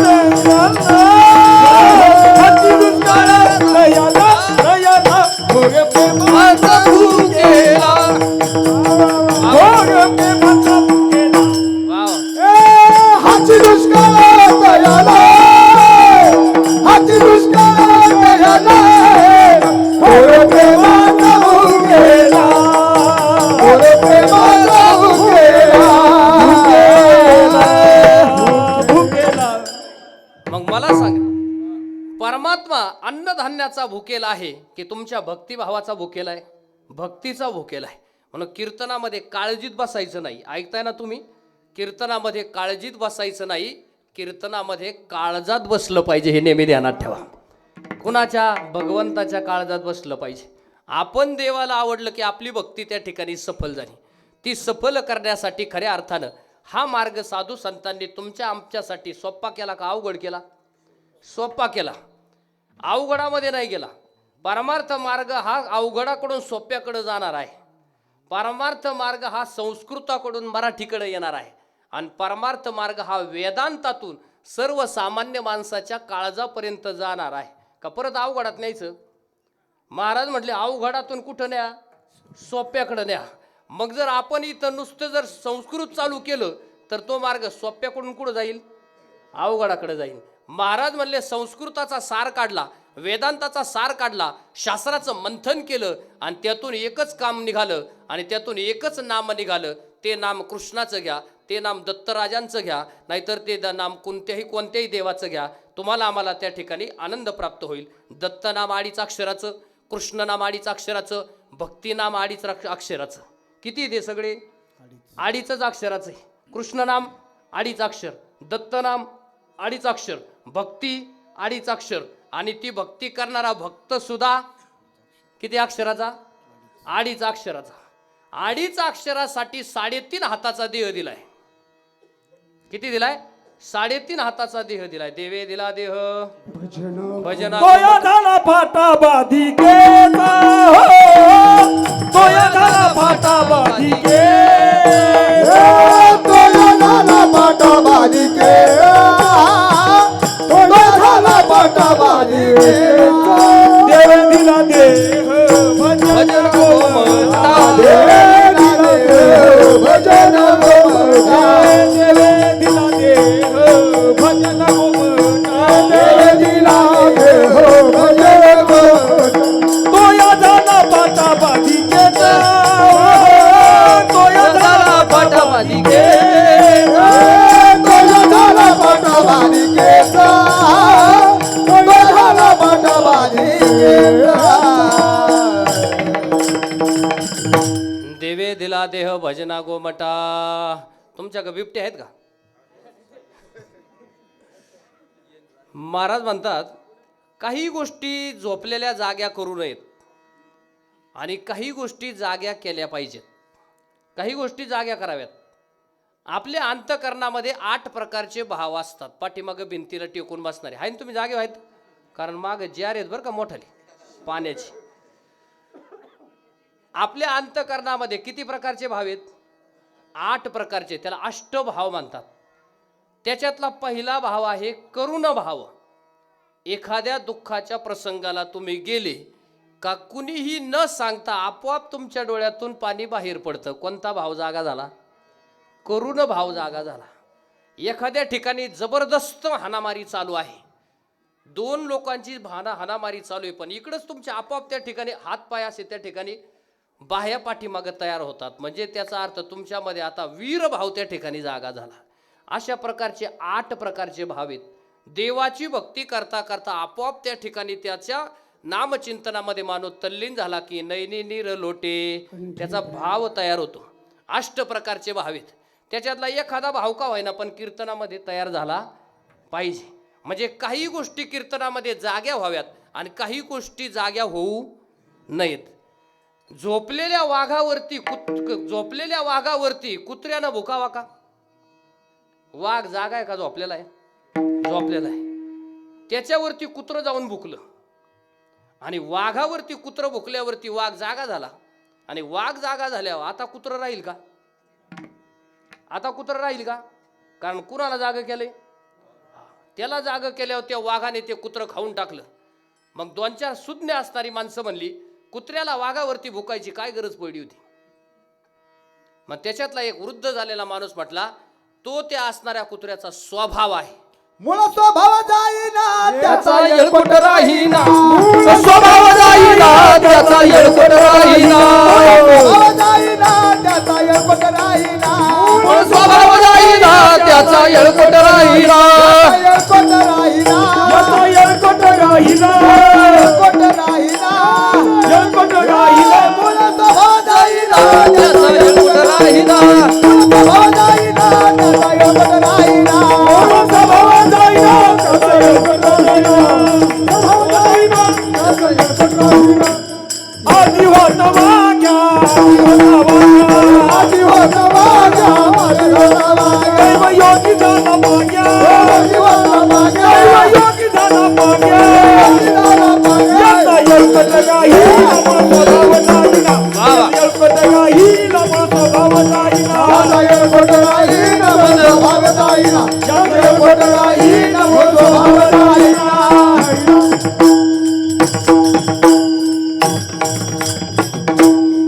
कीर्तन म्हणजे आनंद आहे महाराज, लक्षात ठेवा. आणि हा आनंद घेण्यासाठी आपण या ठिकाणी आलेलो आहे. मग महादेव कमी आहेत पण पार्वतींची संख्या जादा आहे. महादेव जवळजवळ संपतच चाललेत.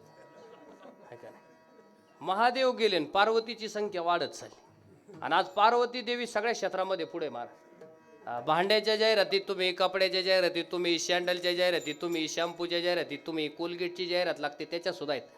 क्या आपकी टूथपेस्ट में नमक है सांगणाऱ्या महिला आहेत. आणि पुरुष मंडळी 2च जाहिराती ते शिमीट आणि चुना.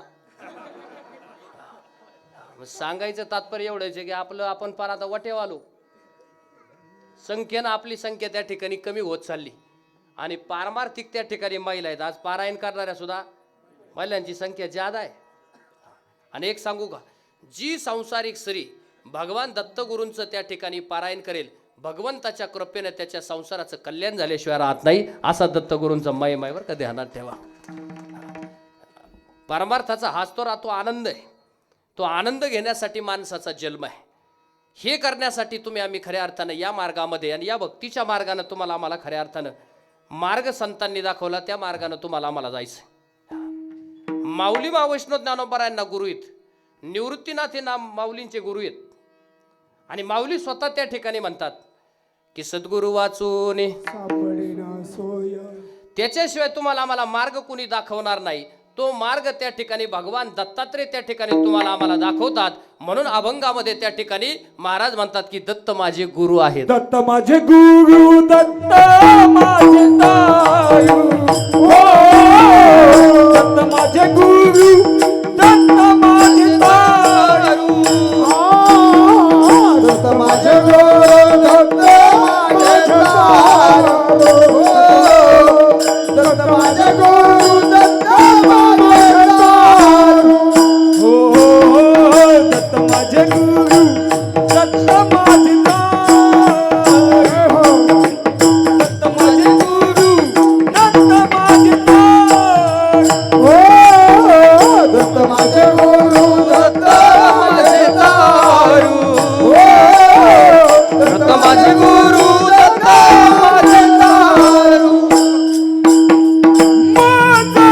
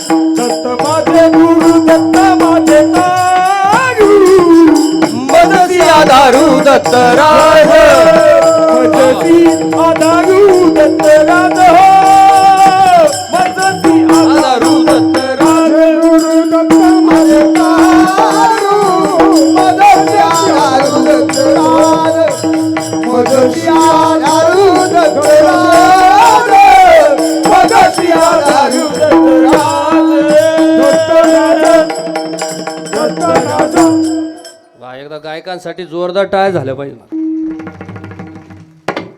दत्त माझे गुरु, दत्त माझे तारू. तारू म्हणजे तारणहार, जो तारवतो म्हणजे वाचवतो. देव तारी. तारी म्हणजे काय? तारे का? तारी म्हणजे कोण? तारणहार. देव तारी. त्याला 92-93ला लातूरला भूकंप झाला आणि भूकंप झाल्यावरती 40,000 माणसं गेली आणि 4 दिवसानं जेव्हा मातीचा ढिगारा उचलला तेव्हा 2-2, 2.5 वर्षाची 2-4 लहान पोरं जिवंत सापडली. कुणाची कृपा? कुणाची? 40,000 जिथं गेले तिथं माती खाली 4 दिवसानं कोण सापडले? लहान लहान पोरं. म्हणजे त्याला म्हणायचं देवतारी. त्याच्या मनात आलं तर किती पण त्या ठिकाणी चालू शकतं आणि त्याच्या मनात आलं तर कधी कधी चालता चालता बोलावून येत. यावं लागेल म्हणल्यावर जावं लागत आहे. कांदे भरून येतो असं चालत नाही देवाच्या दारात. म्हणून महाराज म्हटले की खऱ्या अर्थानं त्याच्यावरती विश्वास ठेवायचा. एक सांगू का? ज्याची पोळी खाल्ली ना त्याची टाळी वाजवायची. ज्यानं आपल्याला श्वास दिला ना त्याच्यावरती विश्वास मरेपर्यंत ठेवायचा. ज्यानं आपल्याला साथ दिली ना मरेपर्यंत त्याची साथ सोडायची नाही. आणि ज्यानं आपल्याला मृत्यूलोकामध्ये उपकार केला, मृत्यू येण्याच्या आधी त्याचा परोपकार परत त्या ठिकाणी दिला पाहिजे. हे मी सांगत नाही. रघुकुल की रीत सदा चली आई, प्राण जाई पर वचन न जाई, असा जीवनाचा संकेत आहे. अशा पद्धतीने जगलं पाहिजे. अरे 13,000 फुटावरून चाललेलं हेलिकॉप्टर खाली पडलं होतं सैनिकांचं. 2-4 वर्षापूर्वी त्या ठिकाणी घटना घडली. लष्कराचे जनरल होते त्याच्यामध्ये बिपिन रावत, आणि हे हेलिकॉप्टर त्या ठिकाणी पेट घेतलं. त्यांच्याबरोबर इतर सैनिक होते आणि हेलिकॉप्टर पडायच्या वेळी त्यांच्या लक्षात आलं की आता मरण हे ठरलेलं आहे. पण जेव्हा खाली त्या ठिकाणी आदळलं तेव्हा त्या ठिकाणी त्यांच्या ओठातून बाहेर पडलेलं पहिलं वाक्य आहे भारत माता की जय. याला म्हणायचं सैनिक. वारकऱ्याच्या मुखातील शेवटचं वाक्य जर काय असेल तर ते रामकृष्ण हरी आहे. आणि दत्त ज्यानं त्या ठिकाणी नामचिंतन केलं त्याच्या अंतकाळाच्या मुखातलं वाक्य जर काय असेल तर भगवान दत्तात्रयाचं नामचिंतन आहे. दिगंबरा दिगंबरा श्रीपाद वल्लभ दिगंबरा. टाळी वाजवा सर्वांनी. वल्लभ दिगंबरा. श्रीपाद वल्लभ दिगंबरा. टाळी वाजवा. पाद वल्लभ दिगंबरा. दिगंबरा श्रीपाद वल्लभ दिगंबरा.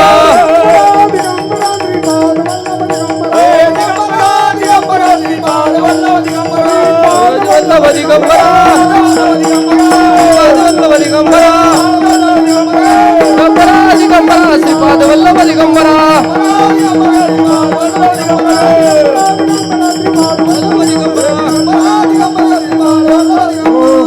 अवधूत चिंतन श्री गुरुदेव दत्त. दिगंबर याचा अर्थ असा आहे की मूळ स्वरूपात. दिगंबर याचा अर्थ काय? मूळ स्वरूप. परमात्म्याला आम्ही मूळ स्वरूपामध्ये त्या ठिकाणी भजलं पाहिजे.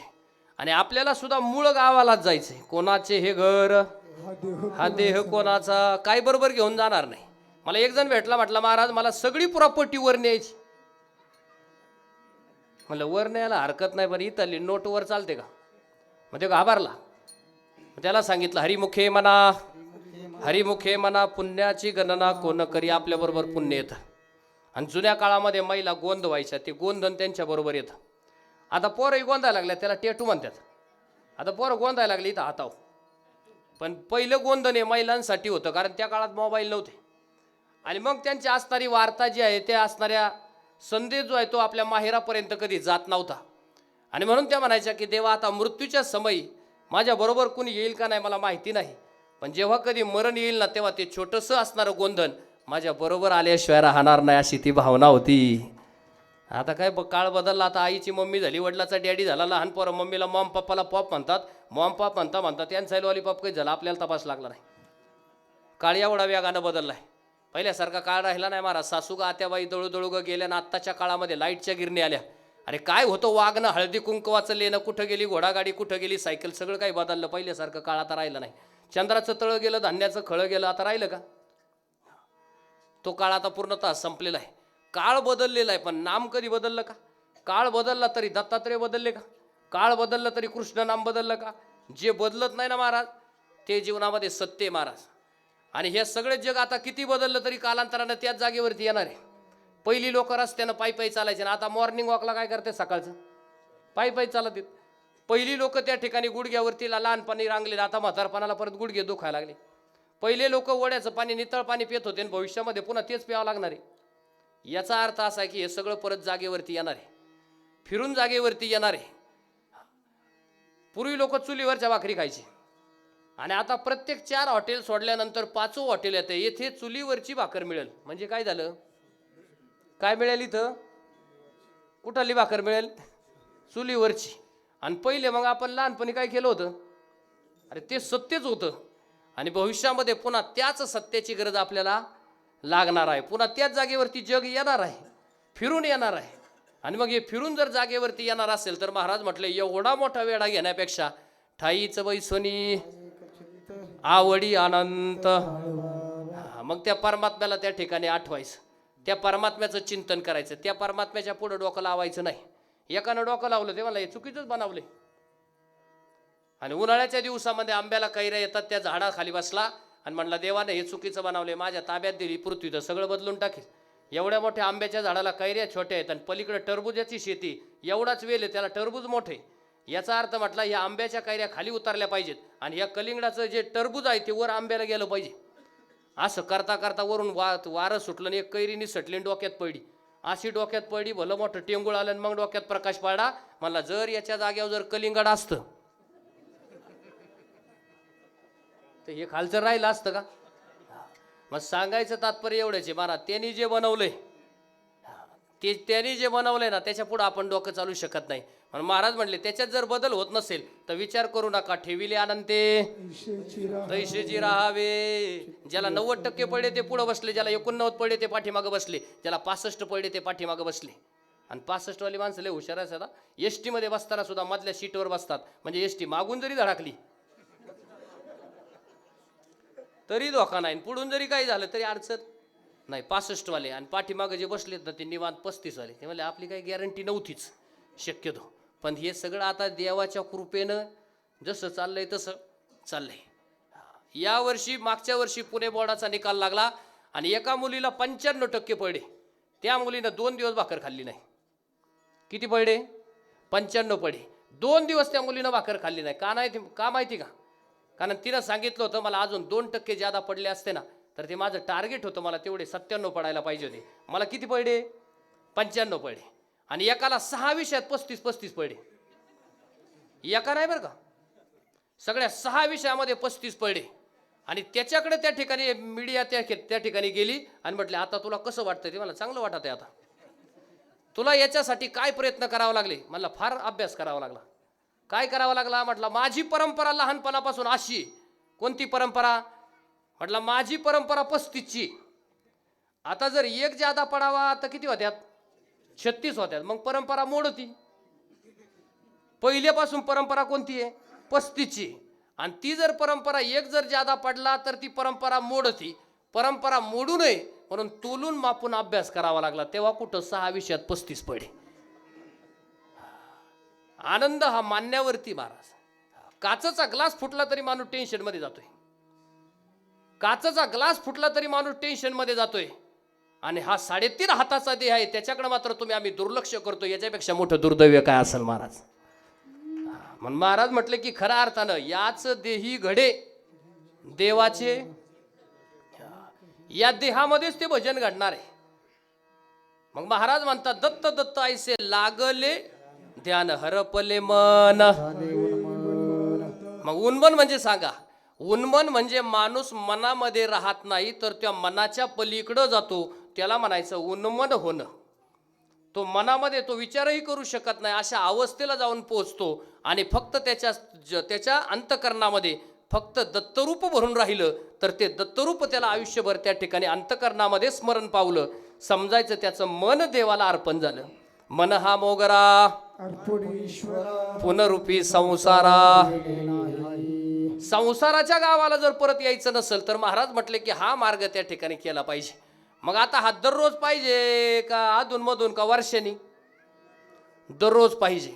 नित्य नेमनामी प्राणी दुर्लभ नित्य लक्ष्मी वल्लभ तया जवळी हो लक्ष्मी वल्लभ तया जवळी हो लक्ष्मी वल्लभ तया जवळी हो लक्ष्मी वल्लभ तया जवळी नित्य नाम ते प्राणी दुर्लभ नित्य नाम ते प्राणी दुर्लभ लक्ष्मी वल्लभ तया जवळी हो लक्ष्मी वल्लभ तया जवळी हे नित्य नाम तो प्राणी दुर्लभ नित्य नाम प्राणी दुर्लभ लक्ष्मी वल्लभ तया जवळी हो लक्ष्मी वल्लभ तया जवळी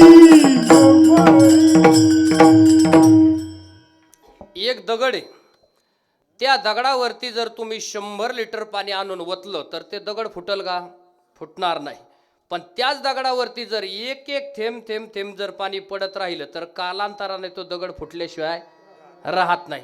त्याचं कारणच तसं आहे की त्याच्यावरती सातत्यानं त्या ठिकाणी प्रहार झाला, सातत्यानं त्या ठिकाणी प्रहार झाला. जुन्या काळातले काही काही राजे महाराजे होते, दररोज तोळा तोळा विष खायचे, तर विष पचवण्याची त्यांच्यामध्ये ताकद निर्माण होते. त्याचं कारण असं आहे की ते सातत्य, म्हणून सातत्याला त्या ठिकाणी फार किंमत आहे महाराज. सतत त्या ठिकाणी भगवंताचं नामचिंतन, भगवंताची भक्ती, दत्त महाराजांचं त्या ठिकाणी चिंतन केलं तर जीवनातले आणि संसाराची चिंता निघून जाईल. असा दत्त महिमा आहे. कलियुगामध्ये अतिशय जागृत असणारं दैवतन असणारं, जागृत असणारं गुरुतत्व म्हणजे दत्त तत्व. शे कलियुगातील दत्त तत्व जागृत आहे महाराज. शे न संपणारी तत्व आहेत महाराज. पहिलं म्हणजे पंढरपुरा क्षेत्रातलं ते न संपणार आहे. पंढरपुरामधला जो पांडुरंग परमात्मा हे कलियुगामधलं जागृत असणारं तत्व. दुसरं तत्व म्हणजे भगवान दत्तात्रयांचं तत्व. आणि तिसरं म्हणजे शिवतत्व जे कधीही संपणार नाही. शिवतत्व संपत नाही, तत्व संपत नाही आणि विठ्ठल तत्व संपत नाही. जंबुयाती महाजी एक पंढरपुरा गाव हे जंबुयाती महाजी एक पंढरपुरा गाव धर्माचे नगर देखा विठू पाटील त्याचे नाव हे धर्माचे नगर देखा विठू पाटील त्याचे नाव चला जाऊ तया ठाया माझी भजन मागाया चला जाऊ तया ठाया काही भजन विठोबाचा धर्म गातो त्याच्या चरणी लक्ष लावो विठोबाचा धर्म गातो त्याच्या चरणी लक्ष लावो हे विठोबाचा धर्म लावो त्याच्या चरणी लक्ष लावो विठोबाचा धर्म लावो त्याच्या चरणी लक्ष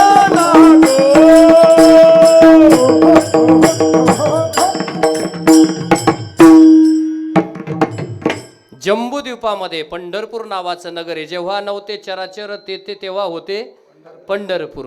मग लक्षात ठेवा, पंढरीचं महात्म्य कमी होत नाही, शिवतत्व कधी कमी होत नाही, दत्त नामाचं तत्व कधीही संपणार नाही. कारण ते योग तत्व आहे. योग कधी संपत नाही, योगी कधी संपत नाही, संन्यासी कधी संपत नाही. त्यांचं नाम त्या ठिकाणी कायमचं त्या ठिकाणी शिल्लक राहतं. आणि ते जर संपवण्याचा जर प्रयत्न झाला तर काय होतं? पंढरपूरच्या पांडुरंगाची मूर्ती फोडण्याचा प्रयत्न झाला, आई तुळजाभवानीच्या मंदिराची मूर्ती फोडण्याचा प्रयत्न झाला, शिखर शिंगणापूरच्या शंभू महादेवाचा त्या ठिकाणी मंदिर फोडण्याचा त्या ठिकाणी प्रयत्न झाला. म्हणून हिंदवी स्वराज्याचे छत्रपती शिवाजी महाराज यांनी प्रतापगडाच्या पायथ्याला त्या ठिकाणी अफजल खानाचा वध केला. कारण तो बापांचा बाप होता. तो बापाचा बाप वागचुमा जन्मला तो बापाचा बाप वागचुमा जन्मला तो बापाचा बाप वागचुमा जन्मला तो बापाचा बाप वागचुमा जन्मला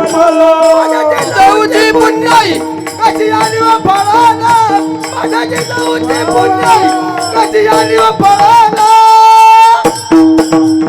तो बापाचा बाप मग शुभा जन्मला तो बापाचा बाप मग शुभा जन्मला तो बापाचा बाप मग शुभा जन्मला तो बापाचा बाप मग शुभा जन्मला तलवारीची धार त्याच्या तलवारीची धार त्याच्या तलवारीची धार त्याच्या तलवारीची धार घुसत यार मारे कशी घुसत यार मारे कशी घुसत यार मारे कशी घुसत यार मारे बापांचा बाप मग शुभा जन्मला बापांचा बाप मग शुभा जन्मला बापाचा बाप मग शुभा जन्मला बापाचा बाप मग शुभा जन्मला प्रौढ प्रताप पुरंदर क्षत्रिय गुलाबदांस सिंहासनाधीश्वर राजाधिराज योगीराज श्रीमंत योगी श्री श्री श्री छत्रपती शिवाजी महाराज की तो बापाचा बाप मग शुभा जन्मला बापांचा बाप शुभा जन्मला बापाचा बाप मग शुभा जन्मला बापाचा बाप शुभा जन्मला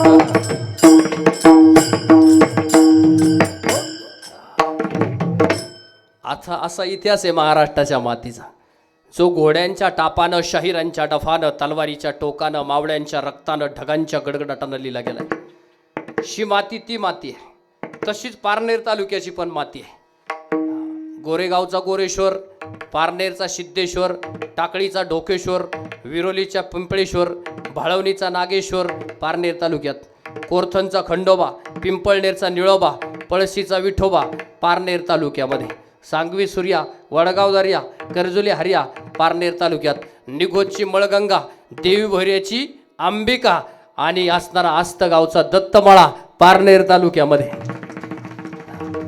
पुणेवाडीचा नाथ आणि कडूचा भैरवनाथ पारनेर तालुक्यामध्ये अशी ही पारनेर तालुक्याची ख्याती आहे.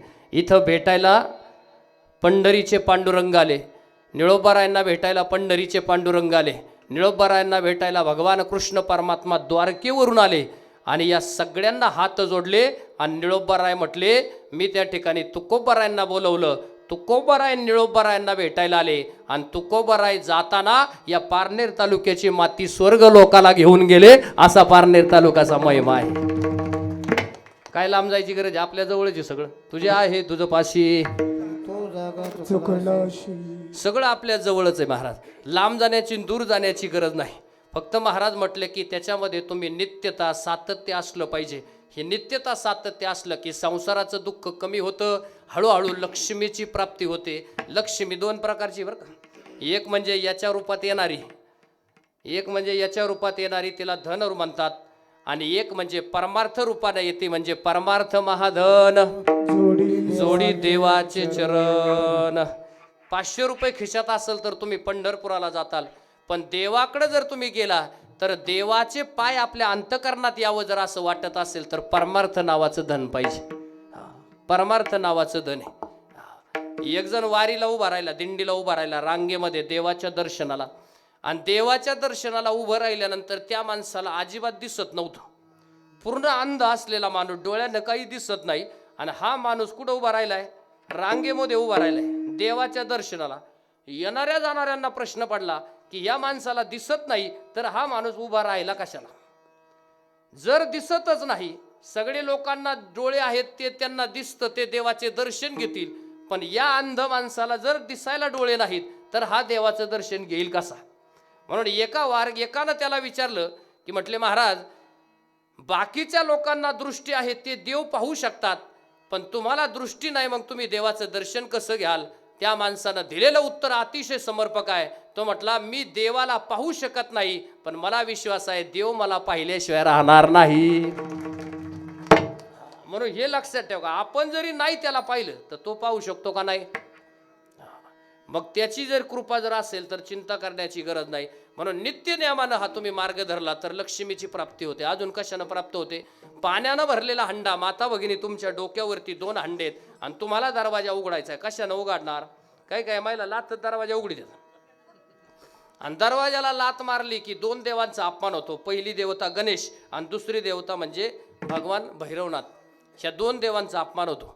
म्हणून कराग्रे वसते लक्ष्मी. आपल्या हातांनी आपला दरवाजा उघडला तर त्याच दरवाजातून तुमच्या घरामध्ये लक्ष्मी आल्याशिवाय राहणार नाही, असं शास्त्राचा संकेत आहे. आपलं शास्त्र त्या ठिकाणी पुरातन आहे. म्हणून भगवान दत्तात्रेयांच्या आता काय 10 मिनिटं राहिली. तुम्ही 2 तास टवटवीत झाले. 2 तास होत आले. आता 10 मिनिटं तर राहिली. 7:30ला सुरू झालेलं कीर्तन आहे त्या जागेवरती तुम्ही स्थिर आणि स्तब्ध आहेत. हा सगळा दत्तमय लक्षात ठेवा. कीर्तन संपल्याबरोबर तुम्ही आमच्या पाया नाही पडे तरी चालतात, पण हे सगळे वारकरी ज्या जागेवरती उभे त्या जागेला लांबून नमस्कार करावा, कारण जिथे कीर्तनाची जागा असते तिथं परमात्मा उभा असतो. लक्षात ठेवा. लांबून का होईना पण त्या जागेशी नमस्कार करावा, त्याला शरण जावं आणि तिथे त्या ठिकाणी लीन व्हावं. का लीन व्हावं? अरे मोठमोठाली झाडं गेली. काय गेली? महापुर झाडे जाती, तेथे लवळे वाजती, तेथे लवळे वाजती, तेथे लवळे वाजती. महापुरे जाती, तेथे लवळे वाजती, तेथे लवळे वाजती, तेथे लवळे वाजती.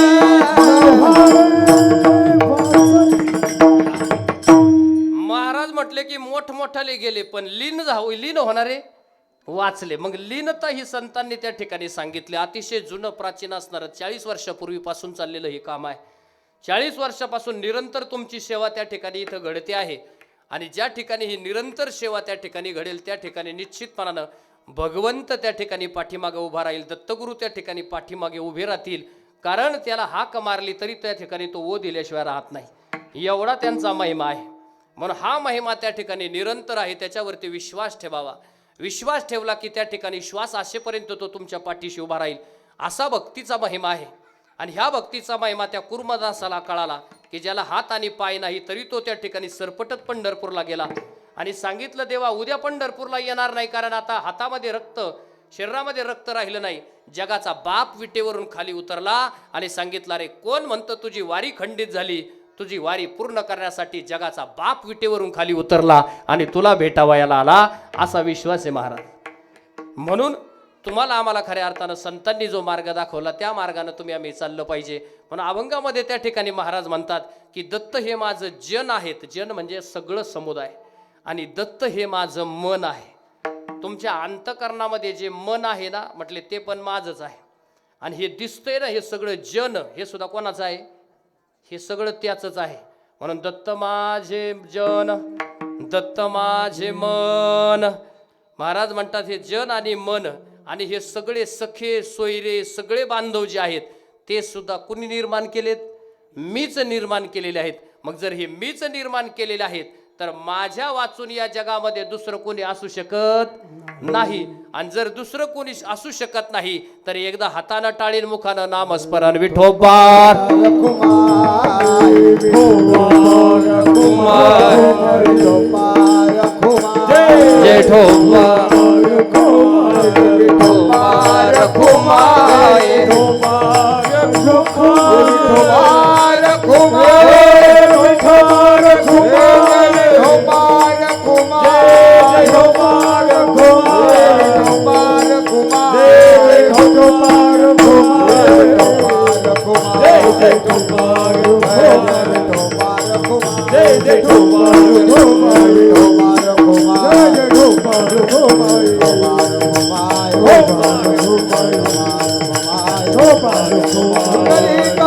हरी विठ्ठल पंढरीनाथ भगवान की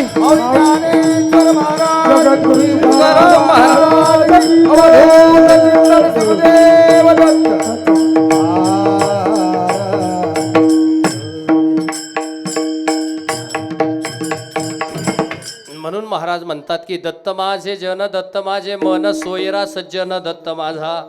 प्रत्येक ठिकाणी माझा म्हटलंय, आपला म्हटलेलं नाही. माझा या गोष्टीमध्ये एवढा महत्व आहे की ही गोष्ट आपल्या अत्यंत जवळची आहे.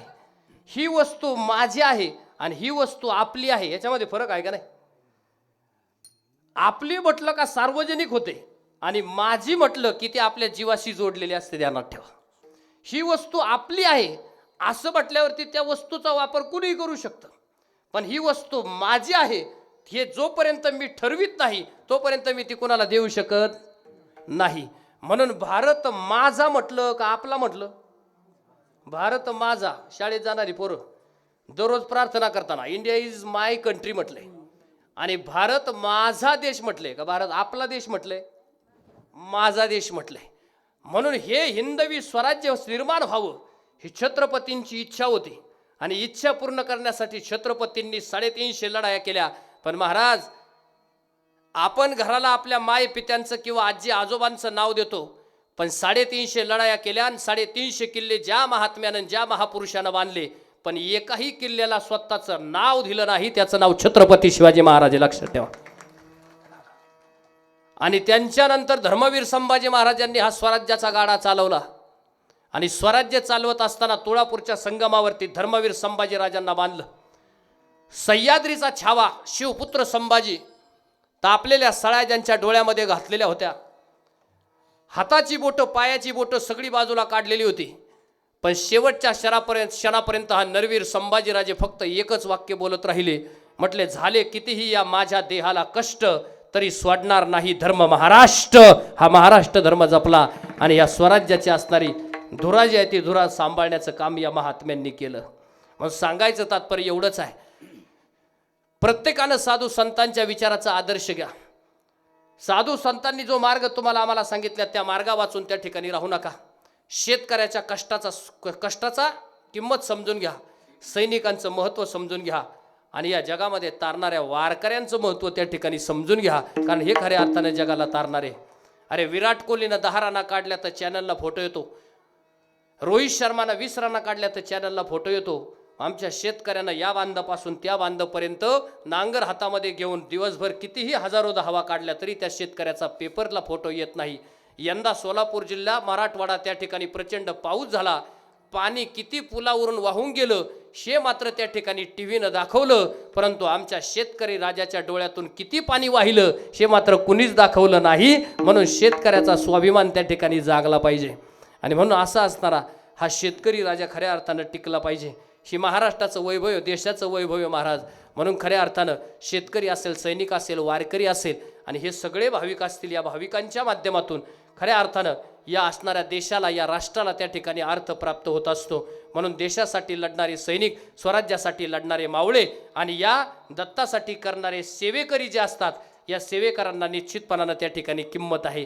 ही सेवा निश्चितपणानं तुमच्याकडून त्या ठिकाणी घडली पाहिजे आणि ती करण्यासाठी खऱ्या अर्थानं हा अट्ठास आहे. महाराज म्हटले, अशी जर घडली तर तोच खरा विसावा आहे. एका जनार्दने दत्त हा विसावा, एका जनार्दने दत्त हा विसावा, एका जनार्दने दत्त हा विसावा, एका जनार्दने दत्त हा विसावा, एका जनार्दने दत्त हा विसावा, एका जनार्दने दत्त हा विसावा, एका जनार्दने दत्त हा विसावा, एका जनार्दने दत्त हा विसावा.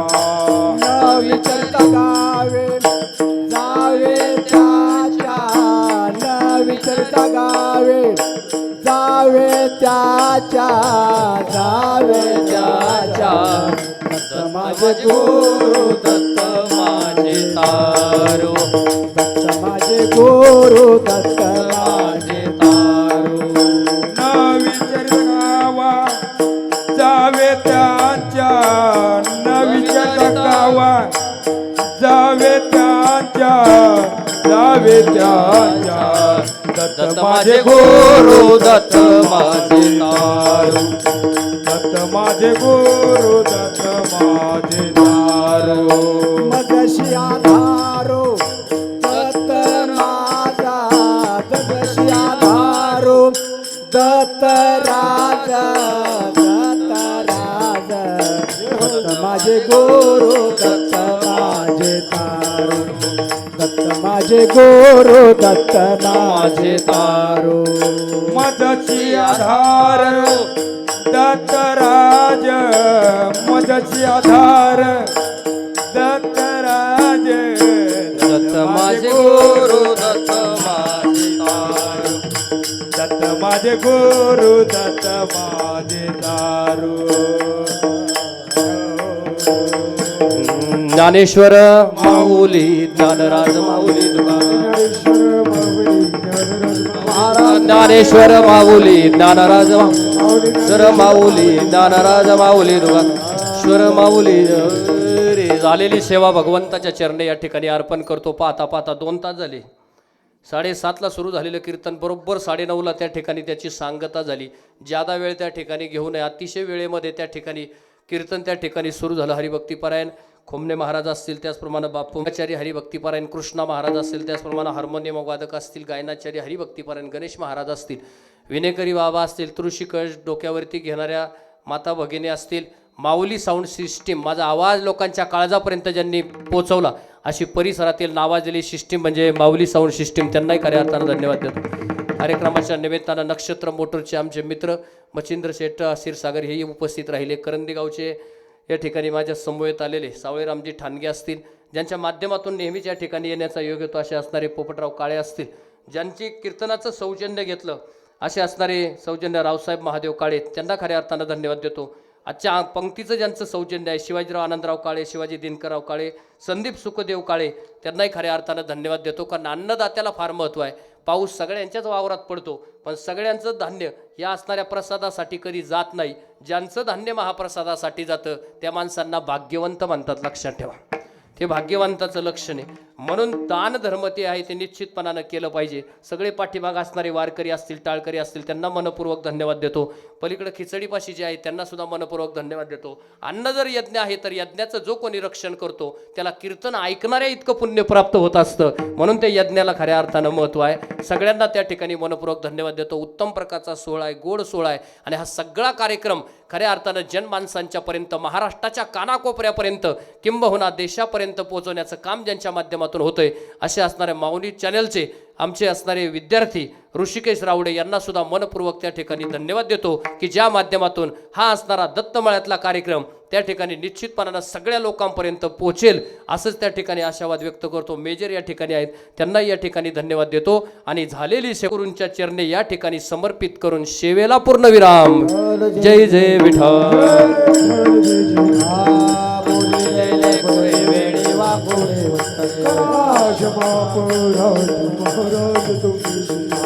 नाही उच्चारिया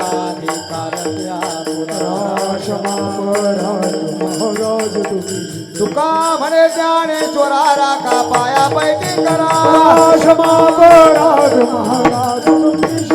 ज्ञानदेव तुकाराम, ज्ञानदेव तुकाराम, ज्ञानदेव तुकाराम, ज्ञानदेव तुकाराम, ज्ञानदेव तुकाराम, ज्ञानदेव तुकाराम, तुकाराम.